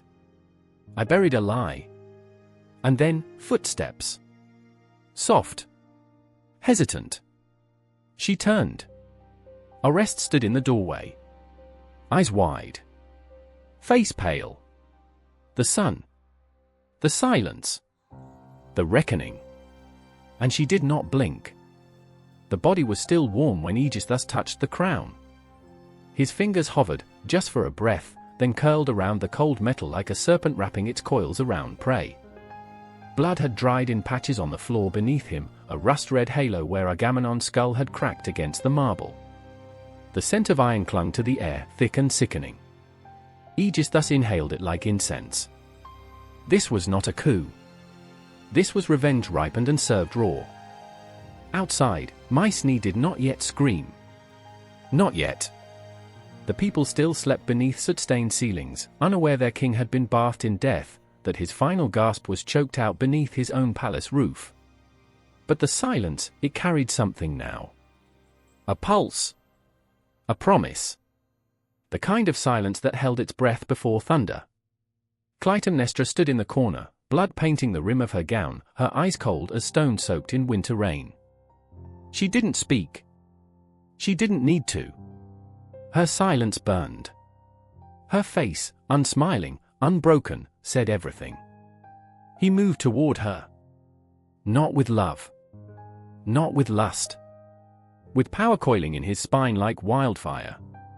She had opened the gates of hell with her own hands. He was merely walking through them. Mythology is leaderless, he said. Her eyes flicked toward him. Not anymore. His mouth twitched, not quite a smile. They will question. Then let them question, she snapped, sudden as a blade unsheathed. Let them choke on doubt. I am the queen. I carried the grief of this house. I buried a daughter. I slaughtered a king. I earned this silence. He looked down at Agamemnon's still form. His lips were parted, eyes wide, death had not softened him. If anything, it made him look smaller. Mortal. Beatable. Aegis thus knelt. Not to mourn. To confirm. He pressed 2 fingers to the neck, not searching for life, there was none, but feeling the finality. Your blood, Clytemnestra whispered. Her voice slid like smoke across the stones. Your kin. He didn't flinch. He left me fatherless. Let him rot. The torchlight cracked behind them. The shadows stretched longer. And then, her hand brushed his. Just a flicker. But in that single contact, kingdoms shifted. He stood. Tomorrow, I speak to the people. You will stand beside me, she said. It wasn't a question. Yes, he replied. But I will hold the sword. She tilted her head. And I will hold your leash. The silence between them snapped, electric, wordless. 2 flames meeting, not to warm, but to burn. They had waited for this. She, in grief and fury. He, in vengeance and hunger. Every poisoned rumor, every sleepless night, Every quiet whisper beneath Mycenae's towers, it all led here. To the night the lion bled and the jackals feasted. He walked the halls like a man reborn. No longer the discarded heir. No longer the shadow of a fallen line. His footsteps echoed off the marble like war drums, steady and cruel. Servants scurried from his path like rats sensing fire. They saw the dried blood on his boots. They saw the gleam in his eyes. They did not ask. And when he reached the throne room, empty now, vast and echoing, he stopped. One chair. One symbol. One throne built for the god of war. He stepped up. Turned slowly. Saturday. The stone was cold against his spine, but he didn't shiver. This was not a man taking a seat. This was a ghost claiming his body. He clenched the armrest. Felt the power hum through it. The same stone Agamemnon gripped while issuing commands.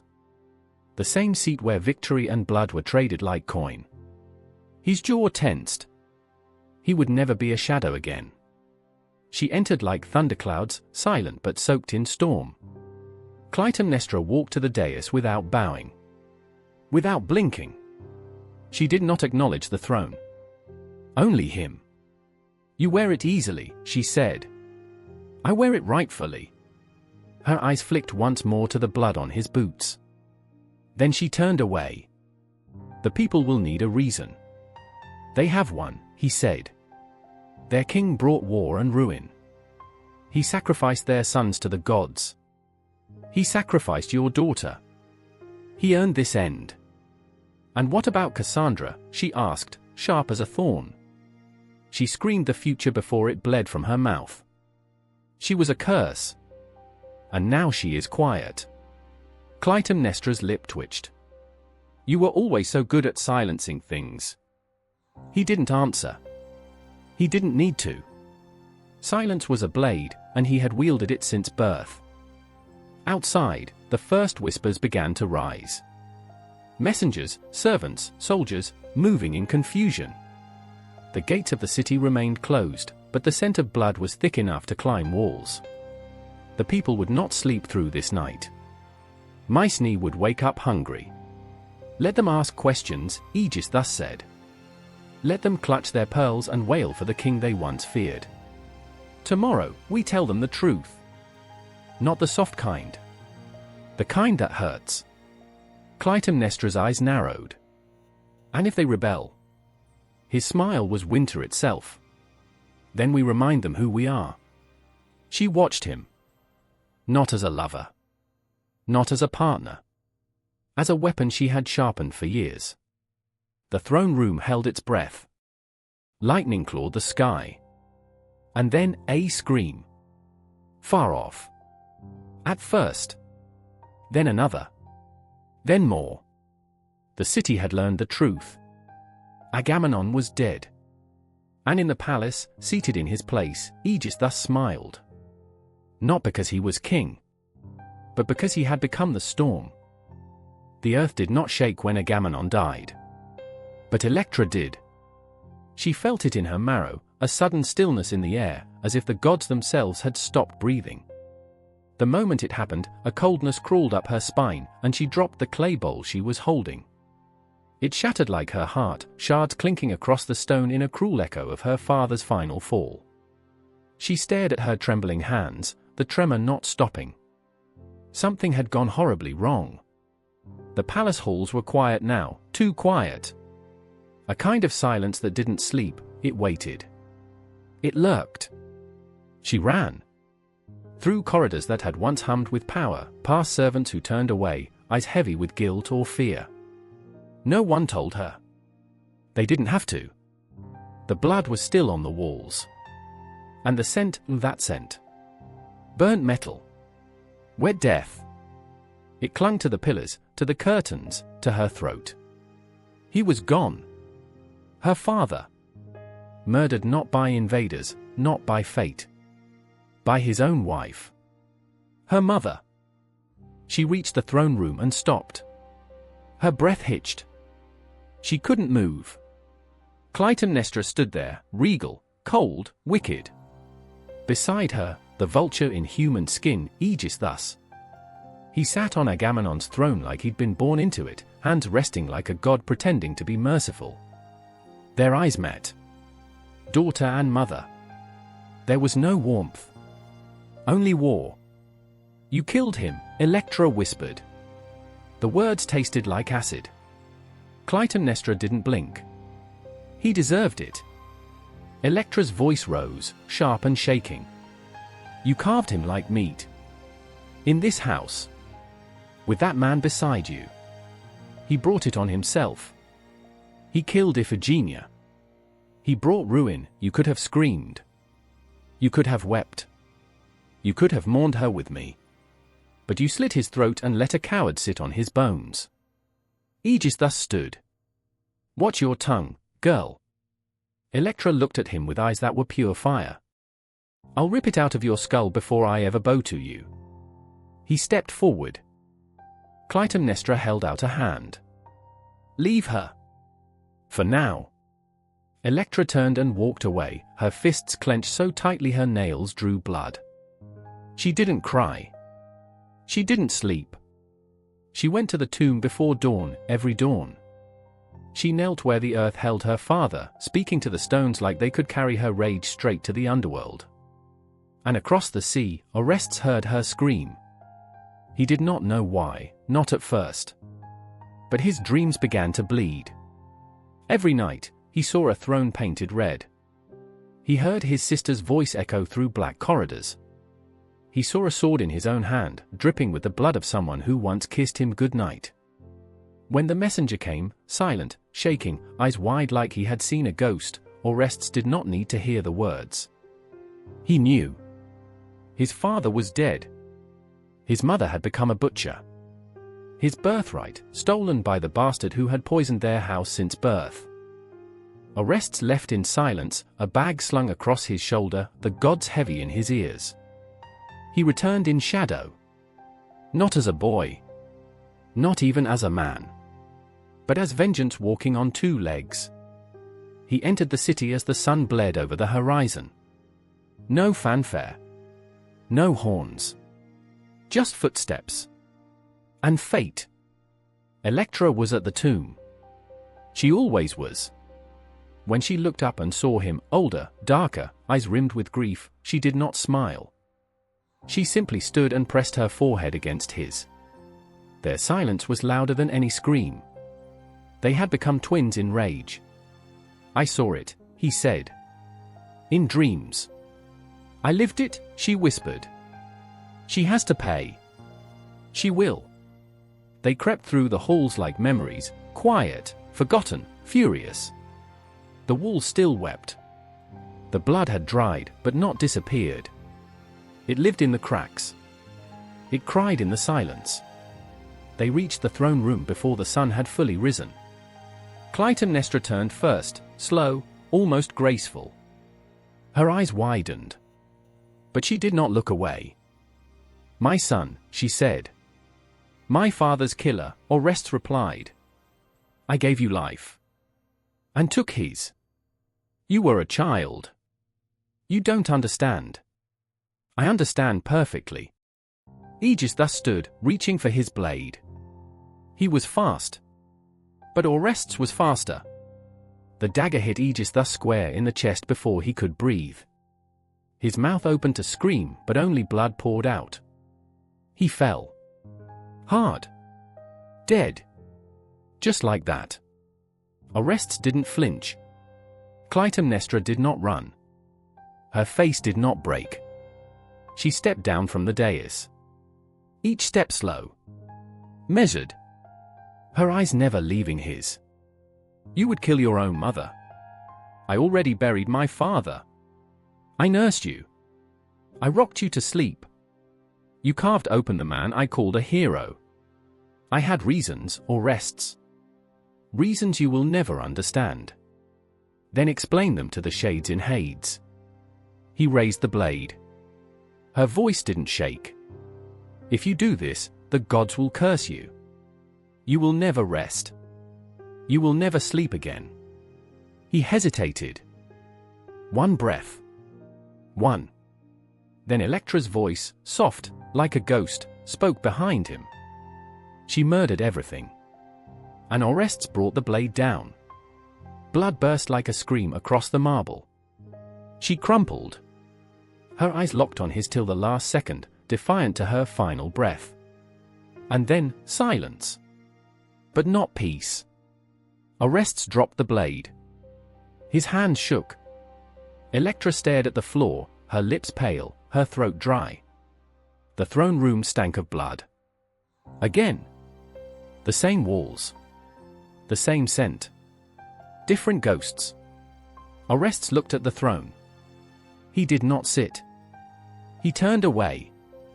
His soul was now a graveyard. The last thing Orestes saw before the door slammed shut was Electra's hand. Small, trembling, reaching for him. Then darkness. Then silence.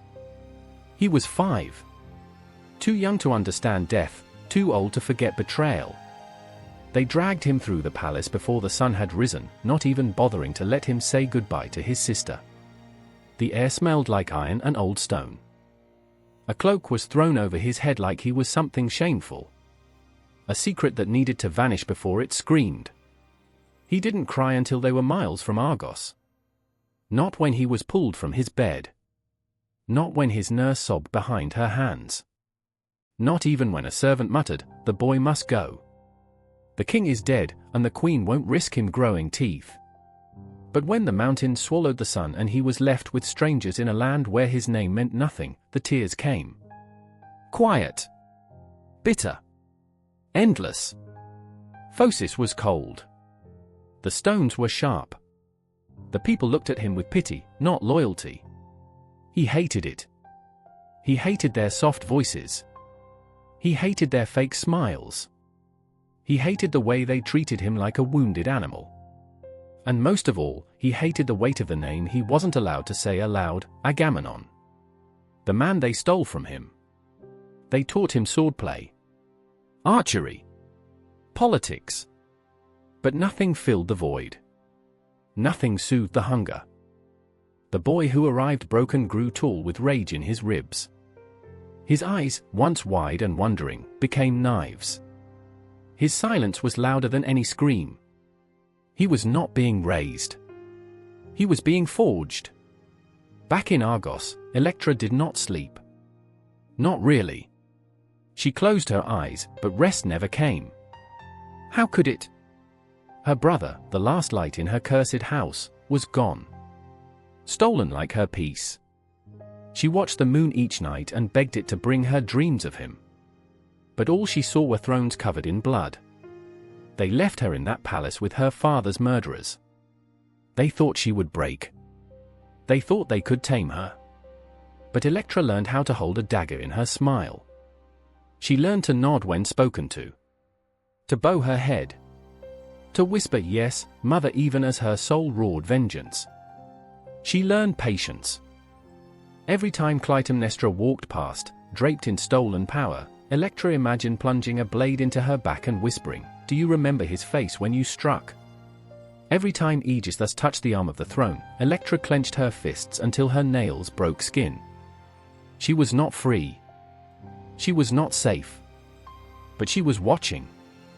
Always watching. And every time she passed her father's chamber, the one they sealed, the one they said was cursed, she pressed her palm to the door and swore to him. "I haven't forgotten." She started leaving offerings in the night. Small things. A lock of her hair. A piece of cloth from Agamemnon's robe. A smear of blood from her own finger. The servants whispered that the princess had gone mad. They didn't know. She was waking up. In Phocis, Orestes trained with the fury of someone who had seen the sky fall. He didn't ask for comfort. He didn't ask for news. But when the winds whispered the word Argos, he stopped everything and listened. Years passed. But he never outgrew the sound of her name. Electra. He could feel her suffering like it was branded into his bones. He dreamed of her. Her voice. Her fire. Her sorrow. He dreamed of a palace wrapped in shadow. He dreamed of two faces, one cold and beautiful, the other twisted with ambition. He dreamed of a sword in his hand and a scream on his lips. In Argos, Electra grew into a woman, but no one celebrated her. They didn't dare. She was too dangerous. Too still. Too quiet. Too much like the ghost they buried. She walked the halls like a prophecy no one wanted fulfilled. Her beauty wasn't delicate, it was sharp. A warning. She smiled once in 3 years. It made people flinch.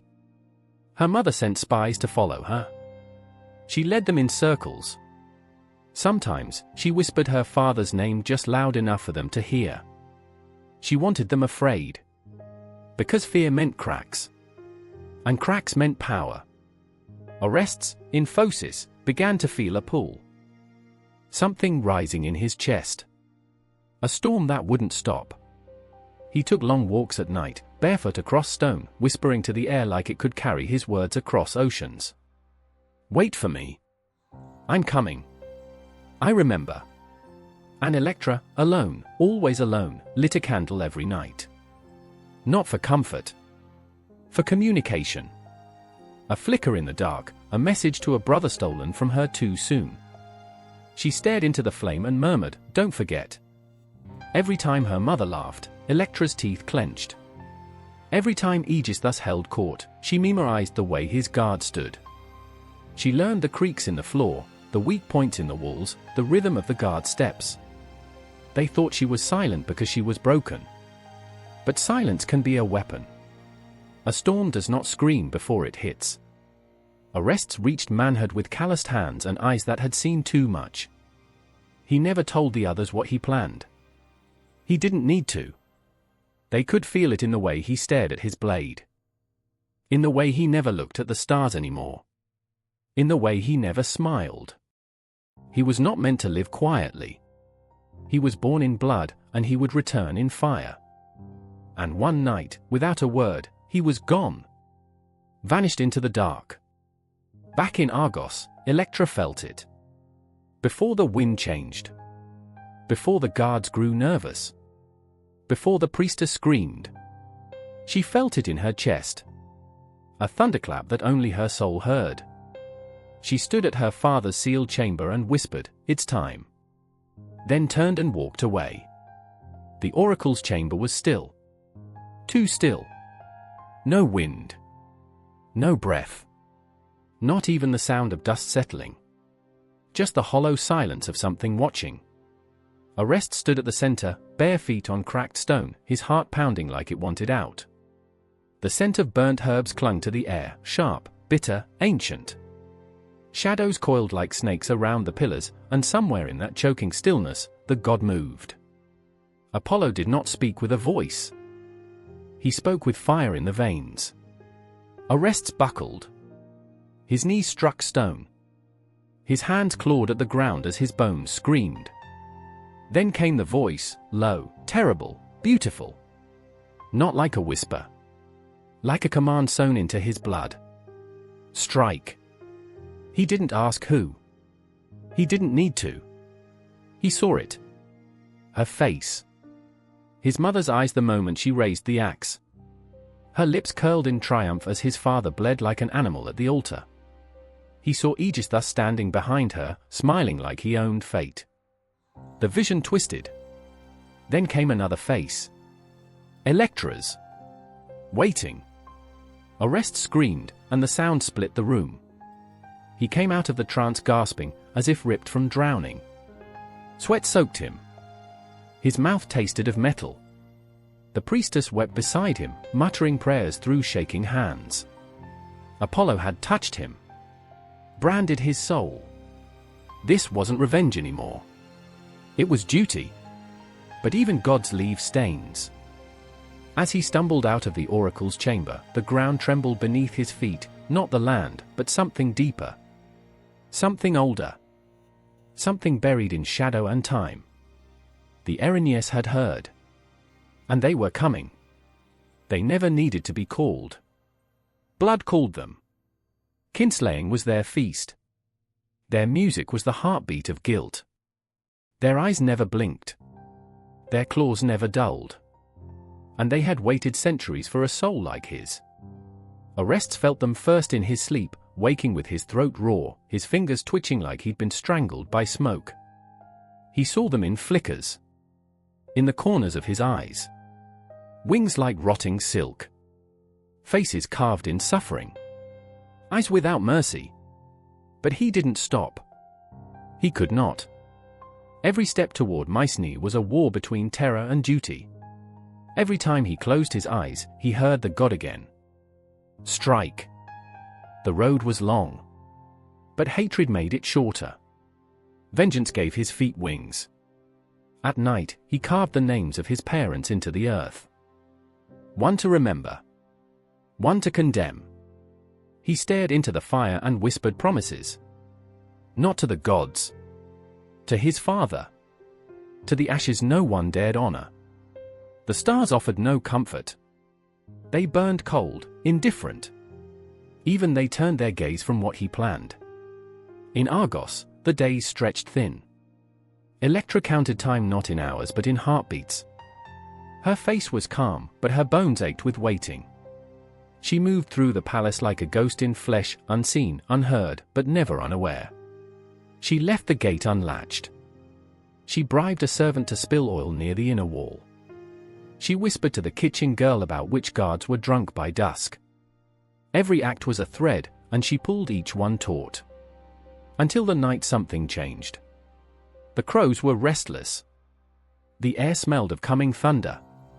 And she heard it, 3 knocks at the servant's door. Not 4. Not 2. 3. Her hands trembled as she opened it. He stood there. Taller. Harder. Eyes like winter. Orestes. She didn't cry. She didn't speak. She stepped aside, and the wind howled through the corridor like it, too, had waited for this moment. They moved like shadows through the house. Familiar hallways now strange. Statues that once watched over their childhood now silent judges. The same walls that held their laughter now echoed with dread. He told her nothing. She needed no words. His hand found hers. She squeezed. That was enough. Later, in the silence before the storm, Orestes knelt alone in the chamber where his father once ruled. The moon bled silver through the cracks in the roof. Dust danced in the light, and for a moment, he saw his father's face in the shadows. Not smiling. Not weeping. Just watching. "Forgive me," he whispered. "Or don't." He rose, sword in hand. And the Furies watched. They slithered behind the veil of the world, licking their lips, their claws twitching. They didn't want him to fail. They wanted him to succeed. Because that's when the hunt begins. He moved through the palace like a ghost made flesh. The guard slept. The wind screamed warnings no one heard. Electra led the way, silent as a secret. Clytemnestra slept in velvet and wine. Her dreams were sweet. She had forgotten what fear tasted like. Until the door opened. Until the air shifted. Until she opened her eyes and saw her son standing over her. Her breath caught. For a second, the queen, a murderess, tyrant, goddess in her own right, looked like a child. Orestes, she breathed. And for a heartbeat, the world paused. Time held its breath. Even the gods leaned in. He saw the mother who had once kissed his wounds. The woman who had sung him to sleep. The hands that had cradled him now stained with a king's blood. He almost faltered. But then he remembered. The axe. The altar. The silence after Agamemnon stopped breathing. And he struck. The blade sang. She didn't scream. She gasped. Like the air was being stolen from her. Like memory itself was betraying her. Aegis thus came running. Too late. Always too late. Orestes met him in the hall, face splashed with red, eyes burning with prophecy. "You chose wrong," he said. Then ended him with a second breath. And the silence afterward wasn't peace. It was judgment. In the distance, the Furies began to stir. Their feast was ready. The blade was still warm when he dropped it.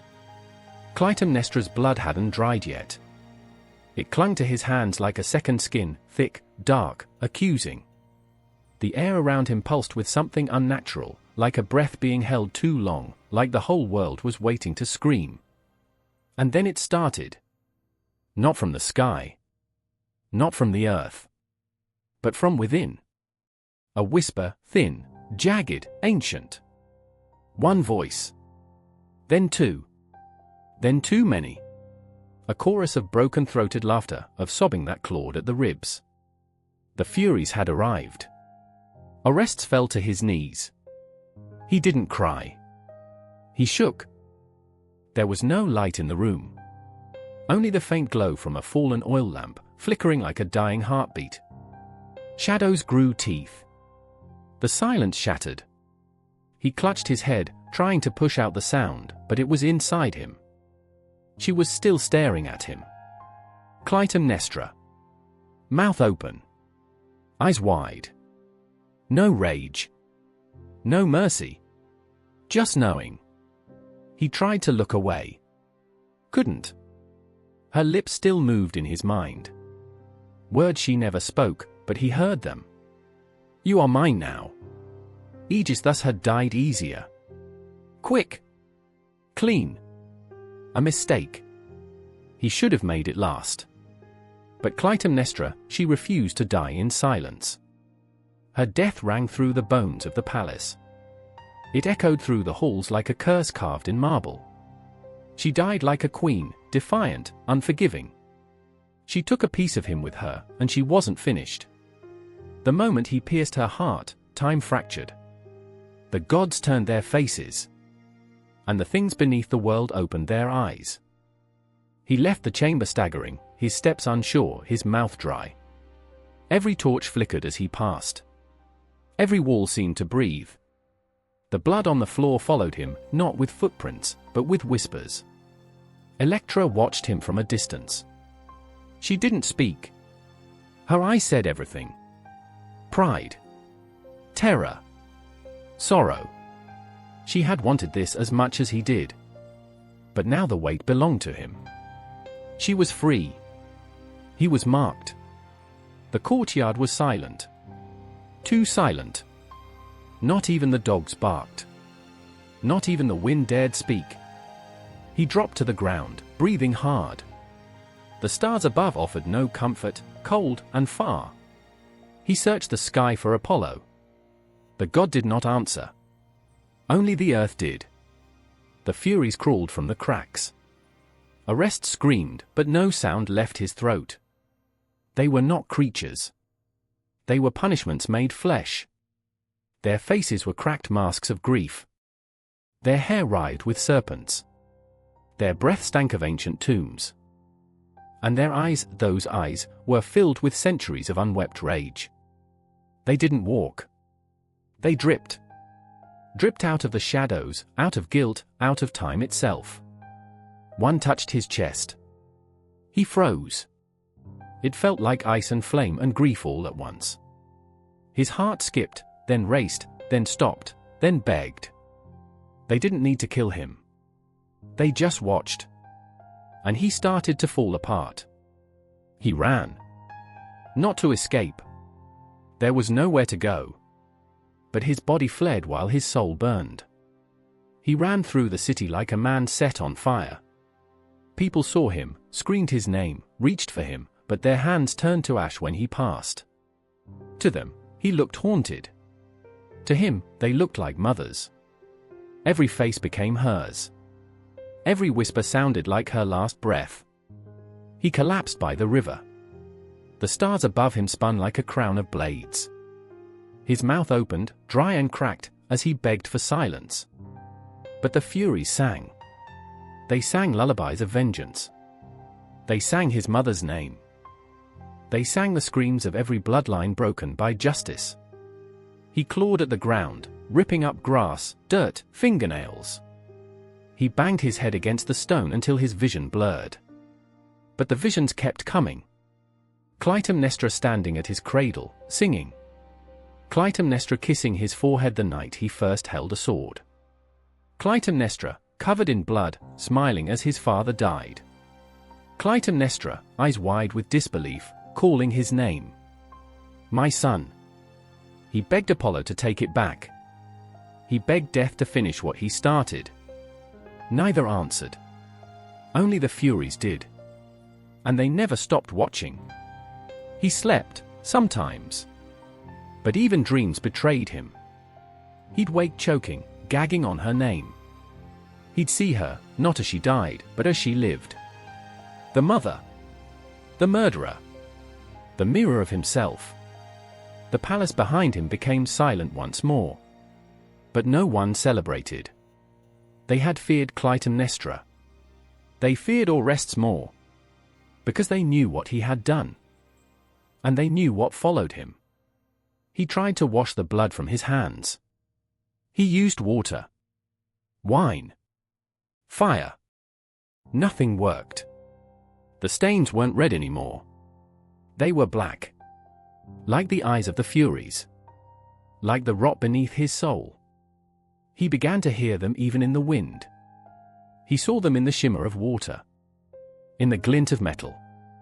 In his own reflection. One day, he saw her again. Not in a dream. Not in a memory. But sitting at the edge of his bed. Hair falling across her face. Lips barely parted. No blood this time. Just silence. He blinked. She was gone. But her scent lingered. Like roses. And rot. The Furies whispered louder that night. They told him truths. That justice has a cost. That blood demands more blood. That even Apollo couldn't protect him forever. He tried to run again. But guilt travels faster. And the Furies never rest. They wait. Wait for the moment his heart falters. Wait for the second he forgets what he's done. And then they remind him. Again. And again. And again. The gods stood still. Not even the wind dared speak. The sun hung frozen above the Areopagus, casting long shadows like blades across the cracked marble floor. The scent of burnt offerings lingered in the air, sweet, thick, choking. And in the center of it all stood a man who had killed his mother. Orestes. Eyes hollow. Hands trembling. Blood long dried, but guilt still fresh, festering like a wound that refused to scab. The Furies circled him. They didn't scream. They didn't howl. They watched. Their silence was more brutal than any curse. Athena sat high above them, unmoving. Her armor gleamed like cold justice. Her face was unreadable. But her eyes burned. Orestes opened his mouth to speak, but the words came out wrong. Croaked. Choked. He had rehearsed them. On the road. In his sleep. Between the fits and visions. I was told, he started.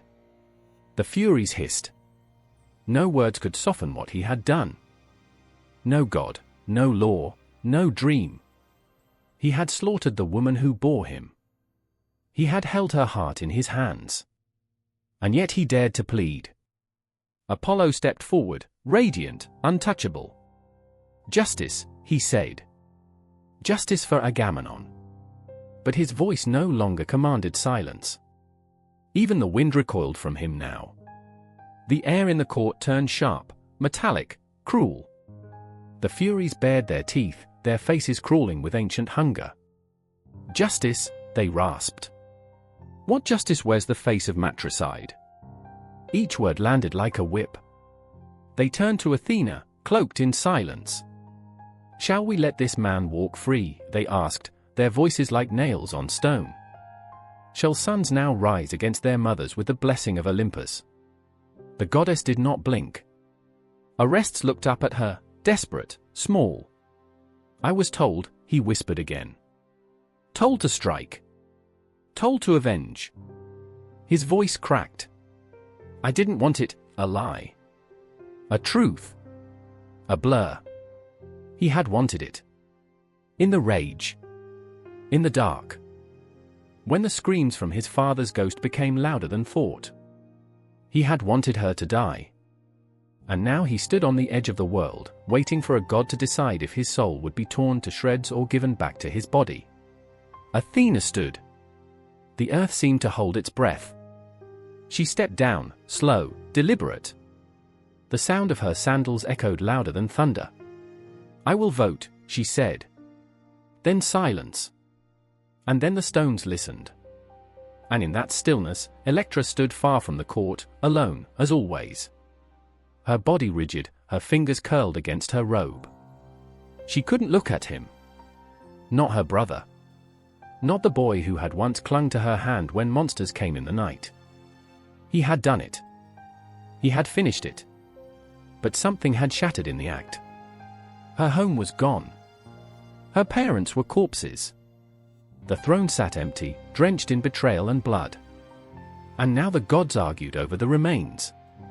Athena's voice fell like a sword, tied. "My vote is for mercy." The fury screamed. Not loud. Not high. But low. Guttural. Like the ground itself had been wounded. They vanished into the shadows, but not before whispering into Orest's ear. "You are free, but never clean." He collapsed. Not from relief. But from release. As if the rage had been holding his bones together, and now that it was gone, he was just dust and skin. Electra watched from afar. She said nothing. She couldn't. What could she say to a brother who had spilled their mother's blood? What could she say to herself, who had wanted it too? They returned to Argos. Together. But not united. Every step on the palace floor echoed with ghosts. Every door they opened reeked of memory. The throne welcomed no one. So Orestes left. But Electra stayed. She walked the halls alone, haunted not by spirits, but by silence. No screams. No laughter. No music. Just the sound of her own footsteps and a heartbeat that never quite calmed. And then he came. Pylades. The one who had stood by Orestes through the madness. The one who had seen Electra in the shadow of ruin and still bowed. Not out of duty. But reverence. She tried to push him away. Her hands were stained. Her soul was carved up and stitched with grief. Love was too clean for a woman like her. But he stayed. When she woke screaming, he didn't flinch. When she shattered the oil lamp for no reason, he swept up the glass in silence. He kissed the scar on her palm instead of asking how she got it. And one night, when the cold was worse than ever, she lay her head against his chest. He didn't speak. Just breathed. And for the first time in years, her hands stopped trembling. Their wedding was small.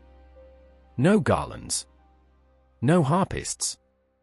Just two souls kneeling before the altar, trying to forge peace out of wreckage. And when he looked into her eyes, he didn't see a daughter of bloodshed. He saw her. But the past never loosened its grip. Some nights, she still saw Clytemnestra in her dreams, smiling with red on her dress, arms outstretched. Some nights, she awoke in sweat, whispering Orest's name. And some days, she stood in the garden, staring at the sky, waiting for the gods to strike again. But they didn't. Because Electra had nothing left to take. Only ashes. And the echo of a name that once meant glory and now only meant loss. The river whispered. Not with water, but with the moans of the dead. No wind. No stars. No time. Just the black stillness of Hades, where shadows do not move and silence carries screams that never touch the air. There, beneath the crust of the world, beneath even memory itself, she stood. Clytemnestra. Still regal. Still proud. But her crown was bone now. Her robes were stitched from the regrets of 1,000 betrayals. And her hands, they trembled. Not from fear. But fury. Unending. She walked the ashen paths of the underworld like a queen without a throne, her eyes always searching, never blinking. Her footsteps stirred the dust of ancient kings, and even the Furies looked away when she passed. She was not like the others. Most souls faded. She did not. Because her death had not been an ending, it had been vengeance. And vengeance does not rot. It waits. Every night, she called out. Not to Hades. Not to Persephone. Not even to the god she had once cursed in the silence of her bedchamber. She called to Agamemnon. Her husband. Her butcher. The man who killed her child to sail his ships and then came home with a painted prize on his arm, expecting her to smile. He had slit their daughter's throat for wind. And she had waited 10 long years to answer that wound. And she had. With steel. With fire. With no mercy left in her. But the blade that had ended Agamemnon had also carved her fate. Her son had brought it back, pressed against her flesh in the same place where she had kissed him goodnight. She had seen no gods when she died. Only her boy's face. And still, she walked. Through Hades, through memory, through every inch of torment crafted by guilt and carved by ancient law. But she was not alone. He was here, too. Agamemnon. The warlord. The cursed. The king. His soul sat still at the edge of Lethe, unmoving, staring into the current like it owed him answers. His armor was gone. His voice, silent. But the blood was still there. It soaked his hands. His chest. His lips. No river could wash it. Because it wasn't just his daughter he had killed. It wasn't just the children of Troy he had fed to the spears. It wasn't just Clytemnestra. It was everything. The throne. The pride. The silence when Iphigenia begged him. The way he looked at Cassandra like she was a prize and not a prisoner. And in Hades, there is no crown. Only truth. He saw her sometimes, Clytemnestra, in the corner of his eye. She never spoke. She didn't need to. Her presence was a blade that never dulled. She stood taller here than she ever had in life. Because death had stripped them both bare, and she had less to regret. He had worn command like a cloak. He had been the chosen one, the mighty general, the father of glory. But now, he was just another man who had bled his family dry. The house of Atreus was known even in the land of the dead. Spoken of in whispers. Feared like plague. A curse that bled through bloodlines, turning love into weapons, children into executioners, and wives into monsters made by pain. And the underworld remembered. Every scream. Every oath. Every shattered lullaby. Clytemnestra had sung those lullabies. Softly. Sweetly. Before they broke. Before the knife. Before her own son's hand gripped her throat and called it justice. But she didn't cry. She had no tears left to give. Only the fire. Still burning. Still hungry. Every time a new soul from Argos came down into the black, she was there. Waiting. Asking. What of Electra? What of my son? Do they sleep at night? Her voice was a blade dipped in grief. But the answers never satisfied her. Because the dead do not change. And neither did the curse. The house of Atreus was more than a name. It was a wound that refused to close. Even the gods looked away. They had used that family like pawns, then left them to rot in a pit of divine silence. They watched as brother killed brother, as daughter plotted against mother, as kings sacrificed their young to win their wars. And then, they judged. From their golden thrones, far above the cries of the butchered. But down here, there were no thrones. Only bones. And lessons that tasted like ash. Some say that the house of Atreus taught men what not to be. That their story became a warning passed from father to son, whispered in the ears of brides and scribbled in the margins of scrolls.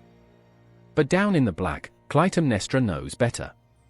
It wasn't a lesson. It was a mirror. A reflection of what power does when there are no gods to fear. Of what love becomes when vengeance blooms in the dark. Of what children carry when the sins of their parents sink into their skin. Even now, she walks. Even now, Agamemnon weeps, silently, eternally. And the shadows of their children stretch behind them. Unforgiving. Unhealed. Still echoing through the halls of the dead, waiting for the next voice to scream their name. The stage is silent. But the silence isn't empty. It trembles. Behind the curtain, the chorus is holding its breath. The air smells of sweat and olive oil, and something older, blood, maybe. Or memory. A single torch flickers, casting shadows on the mask of Agamemnon. The mask is smiling. But the smile is wrong. Aeschylus knew what he was doing. He wasn't writing a play. He was resurrecting ghosts. And the first one to rise was Agamemnon, returning from Troy, victorious, golden, draped in conquest. But the audience can already feel it, even before the actor speaks. Something is broken. The king steps onto the stage, and the floor seems to groan. Not from weight. From fate. And when Clytemnestra enters, still, measured, regal, there's thunder in the stillness. No scream. No flame. Just the promise of death dressed in silk. Every line is a slow-cutting blade. Every word tastes like poison that's been waiting years to be swallowed. And then, he goes inside. Into the bath. The audience holds its breath. The chorus murmurs. The words wrap around the crowd like cold chains. And then the scream. Agamemnon's scream. Ripped from his lungs. Not heroic. Not noble. Just a man dying. Cut by a woman who once bore his children. The crowd stares. Eyes wide. Mouths open. Because they know what comes next. Arrests. The sun. The hand of justice. Or is it vengeance? Is there a difference? Aeschylus doesn't answer. He forces the audience to watch. Forces them to feel the cold steel in the boy's hand as it rises, as it falls, as the blood of his mother covers his arms and soaks into the earth of the stage. But he doesn't stop there. He brings the Furies. Not as metaphor. Not as myth. As presence. Wild. Howling. Mad with ancient lore. They claw the stage. They spit curses. They sing. Not songs of beauty, songs of blood and binding. Songs that wake something old inside every listener. Because this isn't just drama. It's a ritual. And Aeschylus is the priest. He drags Athens into the heart of its own guilt. He puts justice on trial and stares straight into the soul of civilization. Orestes kneels. The Furies circle. And then Athena appears. Cool. Bright. Unshaken. She doesn't shout. She judges. She speaks law into madness. And in that final vote, balanced, fragile, terrifying, Aeschylus dares the audience to believe that cycles can break. That curses can end. But the silence after the last line? It lingers. Because everyone watching knows, some wounds never really heal. Euripides doesn't soothe them. He rips them wider. His Clytemnestra bleeds. Not on stage. In spirit. She is not just a queen, she is human. Flawed. Hurt. Alone. Euripides doesn't let her be a monster. He shows the mother. The woman who lost her daughter. The wife left behind. The person. Not the myth. She weeps, not for what she's done, but for what she had to do. Her hands tremble when she speaks. Her voice cracks. And when Orestes comes for her, it doesn't feel like justice. It feels like murder. The gods are quiet in Euripides. Too quiet. Like they've turned their faces away and let the mortals tear each other apart. The Furies do not roar. They whisper. And those whispers? They're worse. They make Orestes question everything. He doesn't stride with heroic certainty, he stumbles. Haunted. He pleads with Apollo. He begs for meaning. But the god gives riddles instead of mercy. And Electra? She is not noble. She is wounded. Burning with a hunger for revenge that makes her teeth clench and her eyes blaze. She and Orestes become shadows of what they could have been. Not saviors. Not heroes. Children raised by pain. Euripides holds up the myth and lets it rot. He shows the pus. The ugliness. He doesn't rescue the story. He leaves it bleeding on the floor. And the audience feels it in their bones. Because this isn't distant history. It's them. It's all of us. Every time we hurt the ones we love and call it duty. Every time we follow old rules even when they kill what we should protect. Every time vengeance feels like the only thing that still makes sense. Then comes Sophocles. Sharper. Colder. His language cuts like ice across skin. He speaks not through chaos, but control. He builds his characters like statues. But their eyes burn. He makes Electra unrelenting. Rigid. Grasping the past like it's a sword she cannot put down. Her grief is not soft. It's hard. A sharp edge pressed into the throat of fate. And Sophocles makes you sit in that, forever. There's no release. No healing. Just a slow, grinding descent. He doesn't want pity. He wants truth. And the truth? Is that this family never stood a chance. That fate, once it starts, eats everything.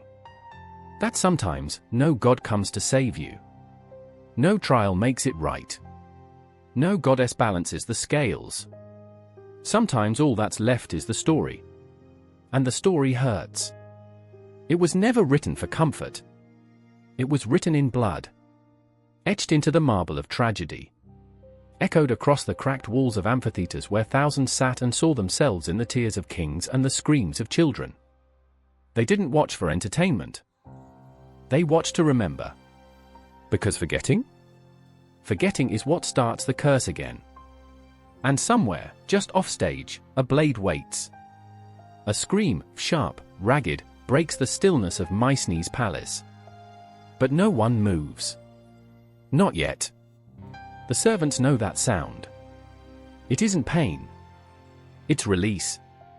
Behind those heavy doors, blood runs hot, bubbling in bathwater, dark and sticky on marble floors. Agamemnon, king of kings, lies limp, his throat torn open by the woman who once bore his name like a crown. Clytemnestra stands over him. Barefoot. Her hand soaked red. And she does not weep. Her breath is steady. Her eyes clear. Not because she feels nothing, but because she has already felt everything. Everything that broke her. Everything that changed her. The people call her a murderer. But murder needs motive. And she had one. Oh, she had many. One was named Iphigenia. Slaughtered by her father like a goat, offered to the gods in exchange for favorable winds. A child, lured with lies of marriage and hope, only to die alone on an altar. Her screams still echoed in Clytemnestra's ears every night. No tomb. No justice. No mourning. Just war.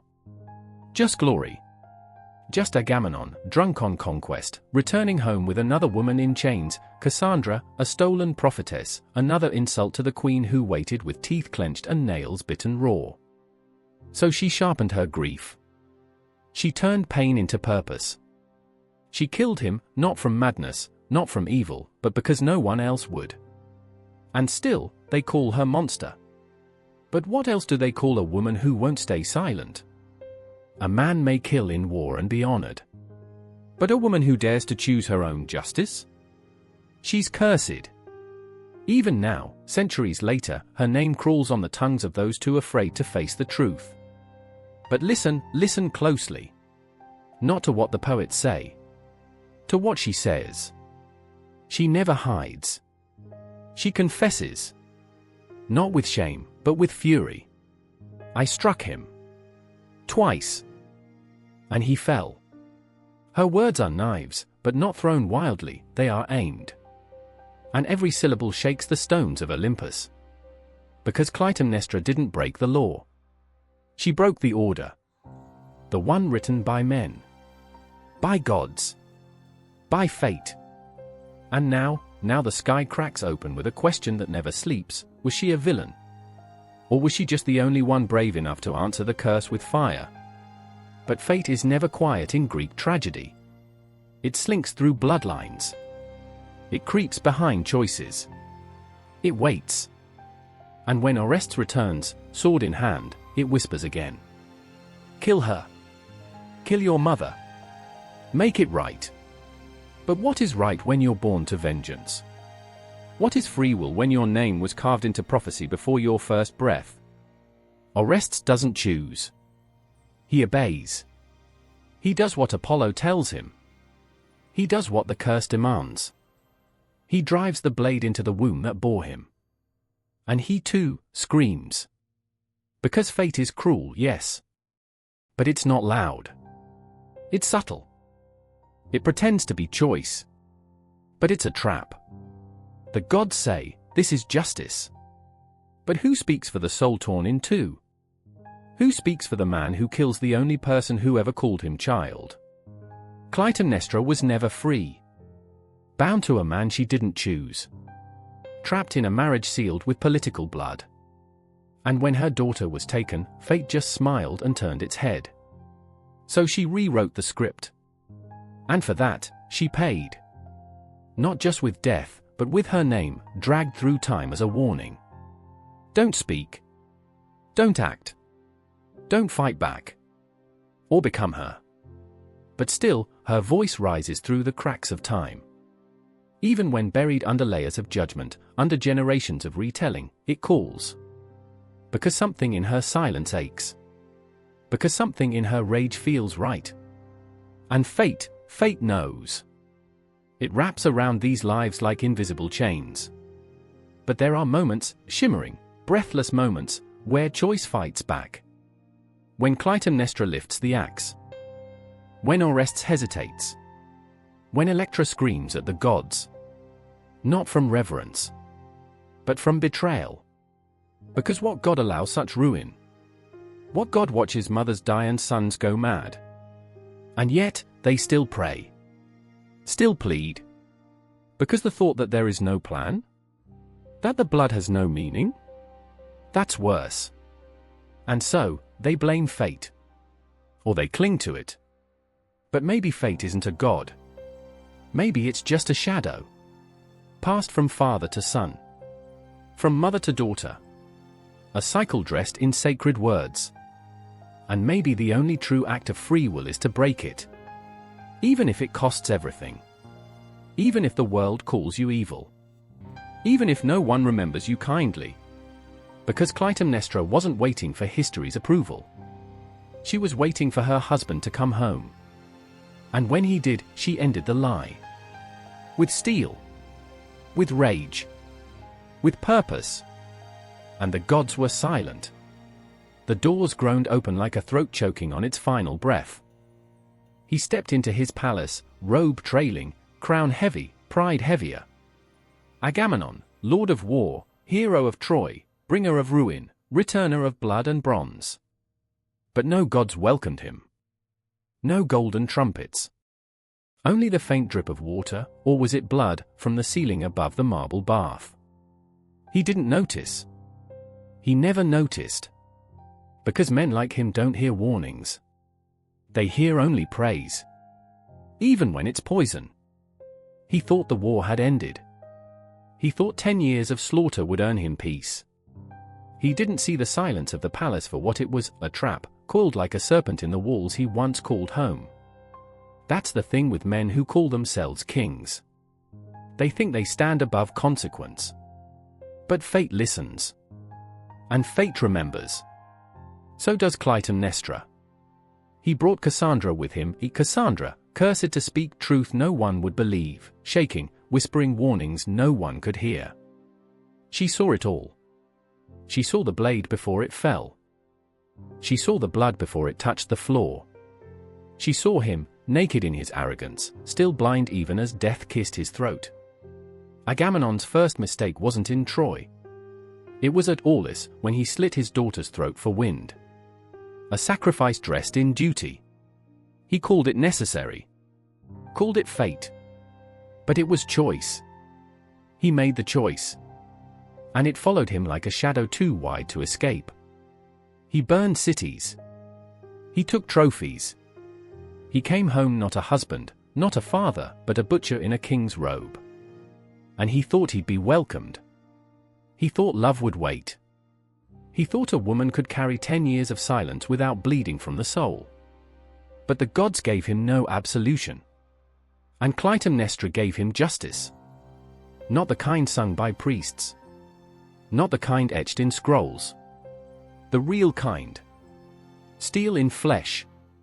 One clean stroke. Two, to be sure. And then the silence returned, but this time, it shook. Because in that silence, history cracked. The hero of 1,000 tales, dead in his own tub. The mighty Agamemnon, stripped down to just a man. A man with flaws so loud they drowned entire cities.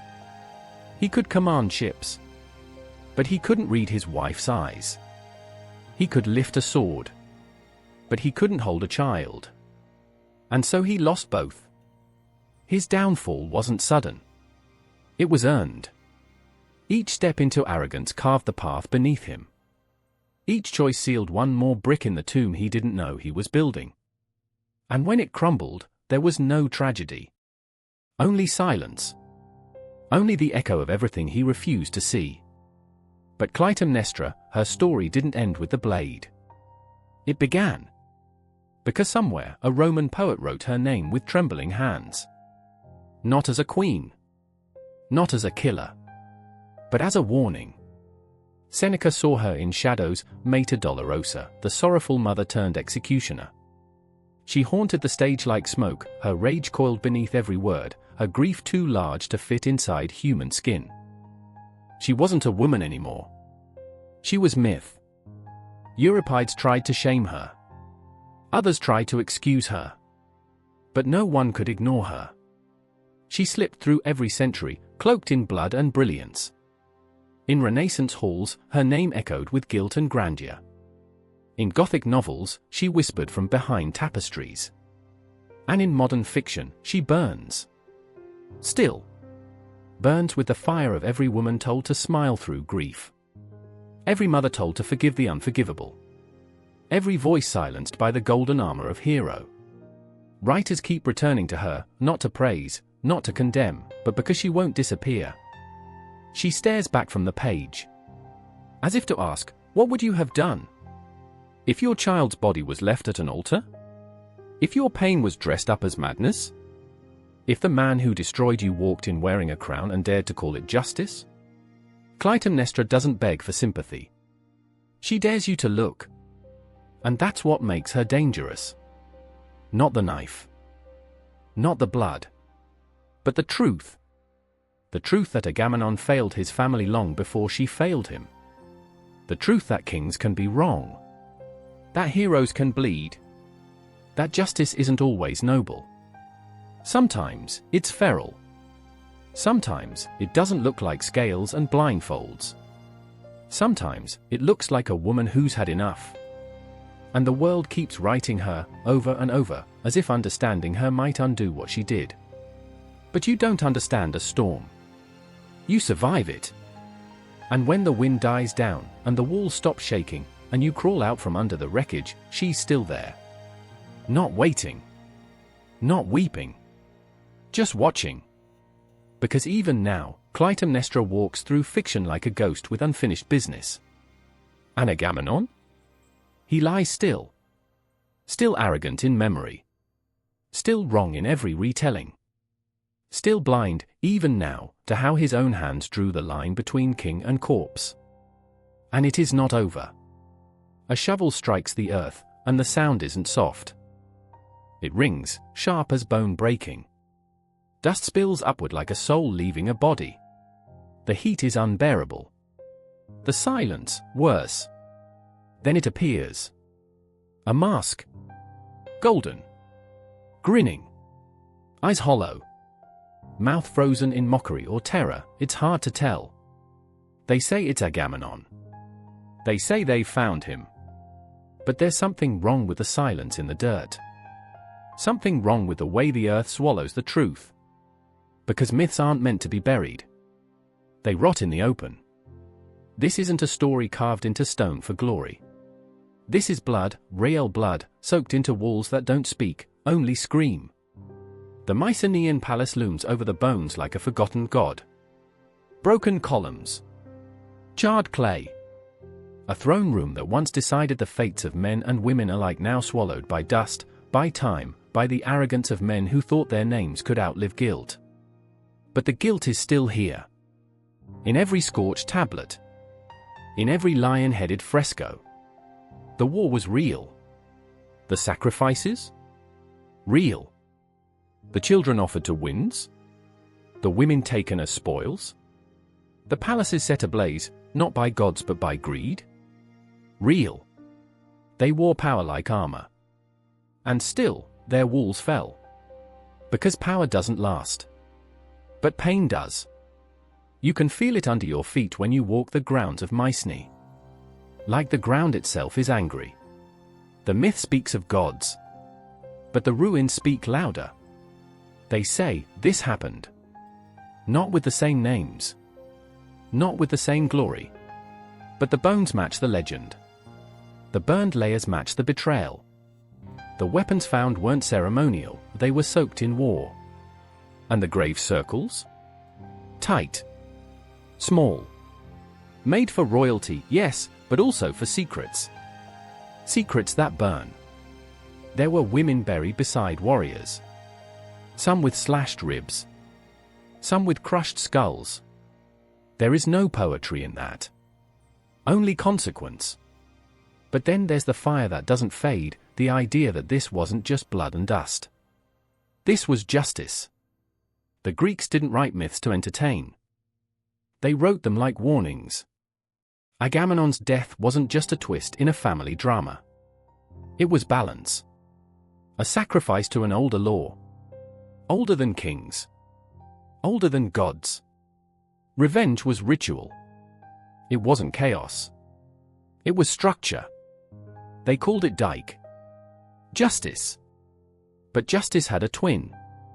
A darker name. Erinus. The Furies. And they never came gently. In Greece, revenge wasn't some wild act of emotion. It was law written in blood. A father wronged a daughter, he would pay. A mother spilled her husband's blood, her son would answer. And so it spiraled. Not into madness, but into order. Because pain has rules in their world. The gods might sleep. But vengeance wakes. The myth didn't need to ask if Clytemnestra was right. That wasn't the point. It asked, who's next? Because justice always demands payment. And the weight of justice isn't measured in fairness. It's measured in silence after the scream. You can feel it in the tragedies, those sharp, brutal lines that don't ask you to feel, they command it. When Orestes lifts the blade to kill his mother, time doesn't move. The stage goes still. He shakes. The gods hold their breath. The audience already knows what he must do. And still, it breaks them. Because justice in their world means choosing to carry the wound forever. Orestes kills her. And the sky doesn't weep. The sky judges. He runs, hunted not by mortals, but by fangs of guilt made flesh. That was Greece. Right and wrong weren't opposites. They were twins, inseparable, bleeding into each other like wine on white marble. And somewhere in the ruins of Mycenae, you understand that. You understand the rage etched into stone. You understand why a mother could take up a blade. Why a son could slit her throat in return. Because love and hate wore the same face there. The gods themselves were reflections of human horror, jealous, cruel, powerful. They punished not for sin, but for imbalance. And when Agamemnon came home with Troy's fire still on his cloak, the scales tipped. One more death wasn't crime. It was restoration. It was the world correcting itself. The Greeks taught through pain. They taught through endless circles of vengeance. Because that's what they believed the world was, a wheel of fire that never stopped turning. You could scream. You could cry. You could pray. But when the wheel reached you, you bled. Even the ruins bleed. Dig long enough, and you'll find their truths, children buried with bronze knives, ash piled in sacred corners, curses etched into the foundations. This wasn't a legend. This was a lesson. And they buried it in gold not to glorify it, but to hide the stench. Because the truth isn't beautiful. It's brutal. It's the same truth that echoes through the cracked mask of the man they call Agamemnon, that no crown can protect you from consequence. And no throne can keep justice away. She walks barefoot. She smells of iron. And she never forgets. A woman stands in a darkened hallway. The floor is cold. The blade in her hand trembles, not from weakness, but from rage that has turned to ice. She hears his footsteps. He doesn't know. He walks like a king. Confident. Careless. Convinced the world still kneels. He doesn't see the blood under her fingernails. He doesn't see the ghost of their daughter clinging to her shoulders, whispering the truth in screams only she can hear. He steps forward. And she ends him. The screen fades to black. But the silence lingers. It lingers because we've seen it before. Not once. Not twice. 100 times. 1,000. In the pages of novels. In the shadows of stage plays. In the glare of neon-soaked cinema. She is everywhere. Clytemnestra. Murderer. Mother. Martyr. She haunts us because she is us. Every woman who swallowed her scream. Every person who stood in the fire and did not burn quietly. Every story that dared to say, enough. The myth doesn't fade. It infects. You see it in Hamlet, when Gertrude's silence feels like guilt, and vengeance coils through every breath. You see it in Macbeth, when Lady Macbeth calls on darkness, not because she is evil, but because the world never let her be soft. You see it in The Godfather, in that kitchen silence when Michael closes the door on Kay. Love decays. Power ascends. And justice? Justice always comes at a cost. But it's not just the echoes. It's the feel. That pulse behind the myth. The myth where home is not safe. Where love is not pure. Where revenge isn't choice, it's destiny. You feel it in every story where betrayal blooms like a cancer in the center of the family. Breaking Bad. Game of Thrones. House of Cards. The anti-hero didn't begin in America. He was born in Mycenae. Birthed in blood. Raised on a throne built from sacrifice. And she, the queen who killed her king, she's the original reckoning. Clytemnestra didn't wait for justice. She became it. No jury. No gods. Just blade and bone. And now, she walks through our fiction with her hand still wet. Every woman scorned. Every man torn between duty and hate. Every child crushed beneath the weight of their parents' sins. It's her. It's always been her. She's in Gone Girl, when Amy turns the mirror on a world that loves dead women more than live ones. She's in Kill Bill, when the bride slices her way through betrayal with no apology in her eyes. She's in the final act of Media, burning it all, not to escape, but to mark the world forever. Because the world doesn't remember quiet grief. It remembers rage. And rage like hers? It transcends. There's no time. No era. No culture where the story doesn't find new flesh. A man kills for war. A woman kills for the child he left behind. A son kills her in return. And the gods? They flinch. Because they know nothing is more terrifying than a mortal who's been pushed too far. You feel it in the script before the scene begins. In the throb of tension before the confrontation. In the way the camera lingers too long on the knife on the table. In the way the music dies just before someone finally speaks the truth. It's not just drama. It's ritual. A retelling of the myth that refuses to stay buried. Because the myth isn't a memory. It's a mirror. Every betrayal, reflected. Every scream, all recycled. Every sin, reborn. And what do? We watch. We read. We ache. Because part of us always knows, we've walked this road. Maybe not with a blade. But with silence. With bitterness. With the quiet knowledge that justice will never come on its own. It must be taken. There's a reason the story never dies. Because the grief never does. Because the fury never does. Because no matter how many centuries pass, there will always be a house soaked in secrets, a man walking home from war with blood still on his hands, and a woman waiting, with a voice sharp enough to cut through time itself. Clytemnestra wasn't written to be pitied. She was written to be remembered. And we do. Every time a play ends in silence. Every time a character looks into the camera, unblinking, and speaks a line soaked in warning. Every time a woman tells her story without asking for forgiveness. That's her voice. That's the myth, still alive. Still screaming. Still not done.